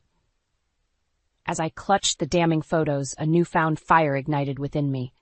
Derek had made the mistake of underestimating me, of thinking I would simply cower in the face of his lies and betrayal. He was about to learn just how wrong he was. The photographs burned a hole in my purse as I waited for Derek to come home that night. My heart pounded in my ears, a mixture of anger and trepidation coursing through my veins. When the door finally opened, revealing his smug, self-satisfied expression, something inside me snapped. "You lying, cheating bastard," I spat, hurling the incriminating images at his feet. Derek's eyes widened as he took in the compromising photos, his face paling. For a brief moment, his carefully crafted mask slipped, and I caught a glimpse of the true monster lurking beneath. "Lila, baby, let me explain," he began, his voice a sickening blend of condescension and feigned remorse. "Explain what?" I snarled, advancing on him like a lioness cornering her prey. "How you've been carrying on affairs behind my back? How you've been gambling away our life savings?" A flicker of anger flashed across his features, and he straightened to his full height, towering over me. "You have no idea what you're talking about," he growled, his lips curling into a sneer. "You think you're so damn innocent, but you're just as much to blame for the state of our marriage." I recoiled as if he'd struck me, his venomous words cutting deeper than any physical blow. "Blame me?" I echoed incredulously. "I've done nothing but love and support you, you pathetic excuse for a man." Derek's eyes narrowed dangerously, and he took a menacing step forward, his fists clenched at his sides. "Watch your mouth, Lila," he snarled. "You don't want to see what I'm capable of when I'm pushed too far." A chill ran down my spine at the thinly veiled threat, but I refused to back down. This man, this stranger wearing my husband's face, had awoken a fury within me that couldn't be contained. "Get out," I said, my voice trembling with barely restrained rage. "Get out of my house before I call the police and have you thrown in jail where you belong." Derek let out a harsh bark of laughter, his eyes glittering with malice. "Your house? You think you can take anything from me?" He snatched up the locked box from the side table, waving it in my face tauntingly. "This was just the beginning, sweetheart. You have no idea what's coming." With a final, contemptuous glare, he turned on his heel and stormed out, the front door slamming behind him with a finality that shook the walls. I sank to the floor, my body racked with sobs as the weight of Derek's betrayal crashed over me in waves. The man I had loved, the man I had vowed to spend my life with, was gone, replaced by a callous, vindictive stranger. But even as the tears flowed, a steely resolve took root within me. Derek had made the mistake of underestimating my strength, of thinking he could break me with his lies and threats. He was about to learn just how wrong he was. As I gathered the scattered photographs, my hands steadied, my mind already whirring with plans for my next move. Derek might have thought he had the upper hand, but I was just getting started. The battle lines had been drawn, and I would stop at nothing to ensure that justice was served, no matter the cost. In the days following Derek's explosive departure, I found myself adrift in a sea of uncertainty. The life I had known, the future I had envisioned, lay in tatters at my feet. As I sifted through the wreckage of our once happy home, I stumbled upon a stack of unopened bills and final notices. My heart plummeted as I realized the true depth of Derek's deception. Not only had he been squandering our savings on his illicit affairs and gambling habits, but he had also been hiding the fact that we were drowning in debt that now threatened to strip me of the roof over my head.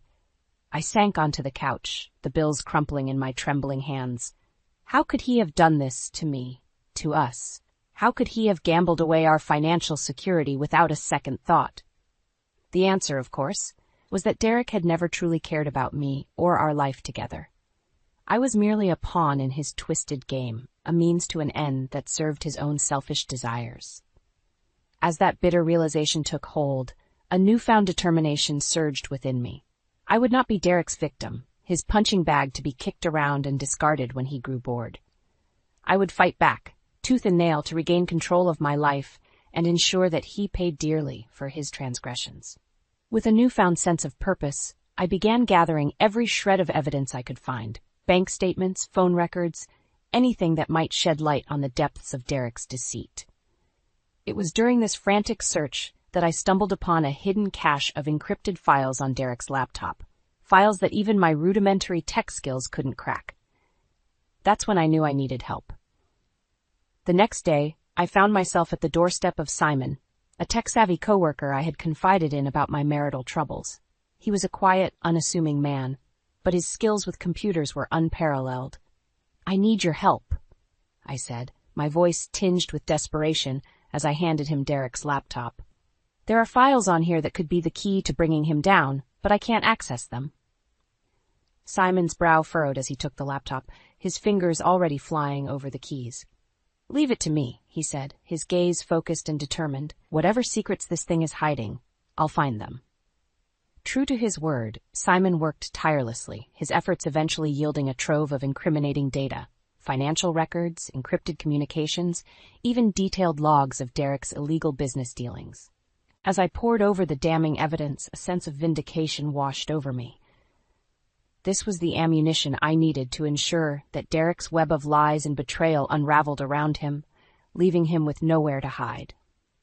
But even as I savored the prospect of justice being served, a gnawing fear crept into the back of my mind.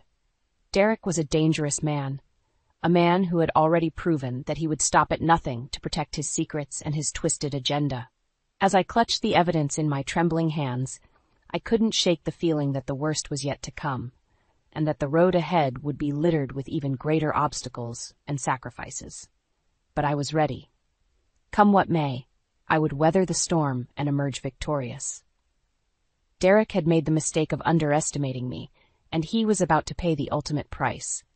With the evidence of Derek's misdeeds clutched in my trembling hands, I knew I couldn't take him on alone. His web of lies and deceit ran deeper than I could have ever imagined, and I needed allies who could help me navigate the treacherous waters ahead. It was then that I remembered Helen, the kindly retired lawyer who lived next door. She had always been a source of wisdom and comfort, offering a listening ear and sage advice whenever I needed it most. I found myself on her doorstep that very night, my heart pounding with a mixture of trepidation and determination. "Lila, dear, what's wrong?"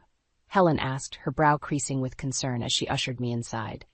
I took a deep breath, steeling myself for the difficult conversation ahead. "It's Derek," I began, my voice wavering. "He's been lying to me, cheating on me, and engaging in illegal activities." Helen's eyes widened, and she placed a comforting hand on my arm. "Oh, my dear, I'm so sorry, but you mustn't blame yourself for his misdeeds." I shook my head, my jaw set with resolve. "I'm not here for sympathy, Helen. I'm here because I need your help to take him down." Without hesitation, I laid out the evidence that Simon had uncovered: the financial records, the encrypted communications, the logs of Derek's shady business dealings. As Helen pored over the damning files, her expression grew grave. "This is serious, Lila," she said, her voice laced with a rare edge of anger. "Your husband has been involved in some very dangerous activities, and if we're going to bring him to justice, we'll need to be careful." I nodded, my determination unwavering. "I'm ready to do whatever it takes." A ghost of a smile played across Helen's lips. "Then let's get to work." Over the next few days, Helen became my rock, my unwavering ally in the battle against Derek's duplicity. She pored over the evidence with the keen eye of a seasoned lawyer, helping me build an airtight case against him. But it wasn't just her legal expertise that I leaned on. Helen's steadfast support and unwavering belief in me gave me the strength to keep pushing forward, even when the road ahead seemed darkest. "You're a fighter, Lila," she would say, her eyes shining with a fierce pride. "Don't let that snake of a man break you." And with Simon's tech wizardry at our disposal, we were able to uncover even more damning evidence: hidden bank accounts, offshore shell companies, and a vast network of shady associates, all connected to Derek's illicit empire. As the pieces fell into place, I could feel the noose tightening around Derek's neck. His carefully constructed house of cards was crumbling, and he had no one to blame but himself. But even as I reveled in the prospect of his downfall, a small part of me couldn't help but mourn the loss of the man I had once loved, the man who had swept me off my feet with his charm and promises of a future filled with love and happiness. That man, I realized with a heavy heart, had been nothing but a mirage, a carefully crafted illusion designed to lure me into his web of lies and manipulation. As Helen and I put the finishing touches on our case, I steeled my resolve, banishing any lingering traces of sentimentality from my mind.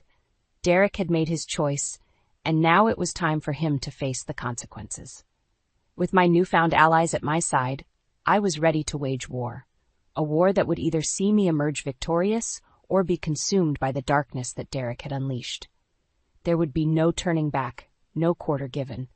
It was time to fight for my life, my future, and my very soul, and I would stop at nothing to ensure that justice was served. The sound of the courtroom doors slamming shut behind me echoed like a death knell, signaling the start of a battle I never imagined I'd have to fight. As I took my place at the plaintiff's table, my hands trembled, clutching the stack of evidence that would either be my salvation or my undoing. Derek sat across the aisle, his expression a mask of cold indifference as he surveyed me with thinly veiled contempt. But I refused to be intimidated by his calculated stare, his silent attempts to rattle me. The trial began with a flurry of opening statements, each lawyer painting a starkly different portrait of the events that had led us to this point. Derek's attorney, a slick-talking shark in an expensive suit, spun a tale of a loving husband pushed to the brink by a jealous, mentally unstable wife. "My client is the victim here," he sneered, his gaze boring into me with palpable disdain. "A victim of false accusations and a smear campaign orchestrated by a woman scorned." I had to bite my tongue to keep from lashing out, my fingers digging into the wooden tabletop as waves of rage threatened to consume me. But then it was my turn, and with a steadying breath I rose to my feet, clutching the evidence like a lifeline. "Derek Hartman is a liar, a cheat, and a criminal," I stated, my voice ringing out with a conviction I didn't know I possessed, and I have the proof to back up every single one of those claims. Over the next few days, I watched as our carefully curated case unfolded, each piece of evidence a damning strike against Derek's web of lies. The financial records exposing his offshore shell companies and money laundering schemes, the encrypted communications detailing his illicit business dealings and affairs, the testimony of witnesses who had seen him engaging in nefarious activities. With each revelation, I could see the color draining from Derek's face, his mask of arrogance cracking ever so slightly. But even as the walls closed in around him, he refused to go down without a fight. His attorney unleashed a barrage of character assassination attempts, painting me as a hysterical, unhinged woman desperate for attention and revenge. "She's delusional," Derek sneered during his testimony, his eyes burning with malice as they bored into mine. "Lila has always been jealous and possessive, unable to handle the fact that I had a life outside of our marriage." I wanted to scream, to hurl the evidence at his smug face and watch his lies crumble around him. But Helen's calming presence at my side, her hand resting reassuringly on my arm, kept me grounded. "He's just trying to rattle you," she murmured, her voice a steadying anchor amidst the storm. "Stay focused. The truth is on our side." And as the trial reached its climax, it became abundantly clear that the truth was indeed our greatest weapon. The prosecution's closing arguments were a masterclass in forensic precision, methodically dismantling Derek's flimsy defense and laying bare the mountain of evidence against him. When the jury finally returned with their verdict, the silence in the courtroom was deafening, a heavy pall hanging over us all as we awaited our fate. We find the defendant, Derek Hartman, guilty on all counts. The words hung in the air like a death sentence, and I felt a weight lift from my shoulders as the magnitude of our victory washed over me. Derek, his face contorted in a mask of rage and disbelief, was led away in handcuffs, his threats and curses fading into the distance. It was over. The nightmare had ended, and I had emerged victorious, battered and bruised perhaps, but with my dignity and sense of justice intact. As I embraced Helen and Simon, tears of relief streaming down my face, I knew that the road ahead would be long and arduous. Rebuilding my life from the ashes of Derek's betrayal would be a Herculean task. But for the first time in what felt like an eternity, I felt truly free. Free from the shackles of his lies, his manipulation, and his toxic grip on my life. Derek had made the mistake of underestimating me, of thinking he could crush my spirit and bend me to his twisted will. And he had paid the ultimate price. The courtroom was a battleground, and as I took the stand, I could feel the weight of Derek's vindictive glare boring into me like 1,000 white-hot daggers. "Mrs. Hartman," the prosecutor began, her voice measured and calm, "can you please recount for the court the events leading up to your husband's arrest?" I took a deep breath, willing my hands to stop trembling as I gripped the edges of the witness stand. "It all started with a locked box he gave me on our anniversary," I said, my gaze flickering to Derek's sneering face. A box he claimed held the truth about his secret life. The prosecutor nodded, her expression grave. "And what did you discover when you began to investigate your husband's activities?" "Lies, deceit, betrayal on a scale I could never have imagined." The words tumbled from my lips, each one laced with the bitterness of 1,000 broken promises. Derek had been cheating on me, gambling away our life savings, and engaging in illegal business dealings that put our entire future at risk. A quiet murmur rippled through the courtroom, and I could see Derek's eyes narrow into dangerous slits. "Objection, Your Honor!" His lawyer leaped to his feet, his voice dripping with disdain. "My client's wife is clearly a scorned woman with a vendetta. Her testimony is nothing more than the ramblings of a hysterical, jealous shrew." "Overruled," the judge said, his tone brooking no argument. "Continue, Mrs. Hartman." With a steadying breath, I launched into the sordid details of Derek's misdeeds. The financial records, the encrypted communications, the damning evidence that had been painstakingly compiled over countless sleepless nights. With each revelation, I could see the color draining from Derek's face, his mask of arrogance slipping ever so slightly. But even as the walls closed in around him, he refused to go down without a fight. "You lying bitch!" he snarled, his voice a guttural growl that sent a chill down my spine. "You think you've won, don't you? You think you've taken everything from me?" The courtroom erupted into chaos as Derek lunged across the aisle, his eyes wild and feral as he strained against the bailiffs restraining him. "I'll make you pay for this, Lila," he roared, spittle flying from his lips. "You and everyone who helped you will rue the day you crossed me. Mark my words, this isn't over."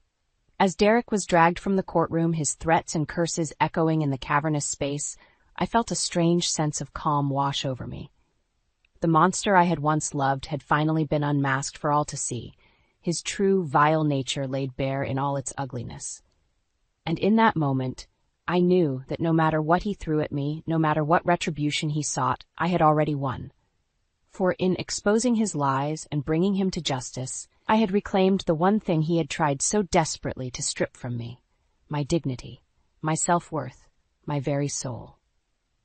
The days that followed were a blur of legal proceedings and testimony, each moment a testament to the strength and resilience I had discovered within myself. And when the judge finally rendered his verdict, the words rang out like a clarion call of victory. "Derek Hartman, this court finds you guilty on all counts of fraud, racketeering, and illegal business practices. You are hereby sentenced to 25 years in a federal penitentiary with no possibility of parole." As the gavel fell, sealing Derek's fate, I felt a profound sense of relief wash over me. The nightmare was finally over, the demons of my past exorcised in one fell swoop. But even as I basked in the sweet taste of justice served, a part of me couldn't help but wonder what lay ahead. Derek's threats still echoed in my mind, a haunting reminder that the path to true freedom would be paved with even greater obstacles and sacrifices. But as I looked to the familiar faces of Helen and Simon, their unwavering support and friendship a beacon in the darkness, I knew that I had the strength to face whatever challenges awaited. Derek had made the mistake of underestimating me, of thinking he could break my spirit and bend me to his twisted will. And in the end, it was that arrogance, that hubris, that had been his undoing. As I stepped out into the cool evening air, the weight of the past finally lifting from my shoulders, I allowed myself a small, triumphant smile. The battle had been won, but the war was far from over, and I was ready to fight, tooth and nail, for the life and future that was finally, blessedly, mine. The sun peeked through the curtains, its warm rays caressing my face like a gentle reminder that a new day had dawned, a day filled with possibility and the promise of a fresh start. As I lay in bed, my eyes tracing the familiar contours of the bedroom I had once shared with Derek, a sense of peace washed over me. The ghosts of our troubled marriage had finally been exorcised, the darkness banished by the brilliant light of truth and justice. But even as I savored the hard-won victory, I couldn't ignore the whispers of doubt that lingered in the back of my mind. Derek's parting threats still echoed like distant thunder, a reminder that the road ahead would be fraught with challenges and scrutiny. "You'll never be free of me, Lila," he had hissed, his eyes burning with a hatred so visceral it had stolen the breath from my lungs. "I'll make sure you pay for this, one way or another." I shuddered at the memory, but quickly brushed it aside. Derek's words were nothing more than the impotent ramblings of a defeated man, a desperate attempt to cling to the power he had so carelessly squandered. As I rose from bed and made my way downstairs, the weight of his presence seemed to lift from my shoulders with every step. This house, once a prison of his making, was mine once more, a blank canvas waiting to be painted with the vibrant hues of my newfound freedom. The days and weeks that followed were a whirlwind of activity as I set about rebuilding my life from the ashes of Derek's betrayal. With the help of Helen and Simon, I navigated the legal quagmire of dividing our assets, selling the house, and finally severing the last remaining ties that bound me to my past. It was a cathartic process, each signature on the dotted line a symbolic step toward reclaiming the future that had been so callously stolen from me. But even as I reveled in the sweet taste of independence, I couldn't ignore the whispers and sidelong glances that followed me wherever I went. "That's the one whose husband went to prison, isn't it?" they would murmur, their voices laced with a mixture of pity and judgment. At first, the scrutiny stung, a bitter reminder of the stigma that still clung to me like a shroud. But with the unwavering support of my true friends, I gradually learned to hold my head high, to wear my hard-won victory like a badge of honor. "They're just jealous," Marianne would say, her eyes sparkling with fierce pride. "You've shown more strength and resilience than any of those gossipy vultures could ever dream of." And so, with my chin held high and my heart filled with newfound purpose, I set about building a life for myself. A life free from the shackles of Derek's lies and manipulation. I found a teaching job at a new school, pouring my energy and passion into shaping young minds and sharing the lessons I had learned through my own hard-won battle for truth and justice. And in my spare time, I began to write, crafting a memoir that laid bare the harrowing details of my ordeal. It was a cathartic process, a way to exorcise the demons of my past while offering a beacon of hope to others trapped in the darkness of abusive relationships. As the final pages took shape, I found myself reflecting on the long, arduous journey that had led me to this point. The heartbreak, the betrayal, the shattered illusions, they had all been necessary steps on the path to my rebirth. Derek had tried his damnedest to break me, to strip me of my dignity and self-worth. But in the end, his cruelty had only served to temper my resolve, forging me into a stronger, more resilient version of myself. As I put the finishing touches on my manuscript, a sense of profound gratitude washed over me. For it was in the depths of my darkest moments that I had discovered the true depths of my strength, a strength that had carried me through the storm and into the brilliant light of a new tomorrow. With a contented smile, I closed the book on that chapter of my life, ready to embrace the adventures and challenges that lay ahead. The past was finally behind me, and the future stretched out before me like an open road waiting to be explored. And this time, I would be the one holding the map, charting my own course toward happiness and fulfillment. Derek had made the mistake of underestimating me, of thinking he could extinguish the fire that burned within my soul. But in the end, it was that very fire that had illuminated my path to freedom, a path I would now walk with my head held high, unbowed and unbroken. A new dawn had arrived, and I was ready to greet it with open arms.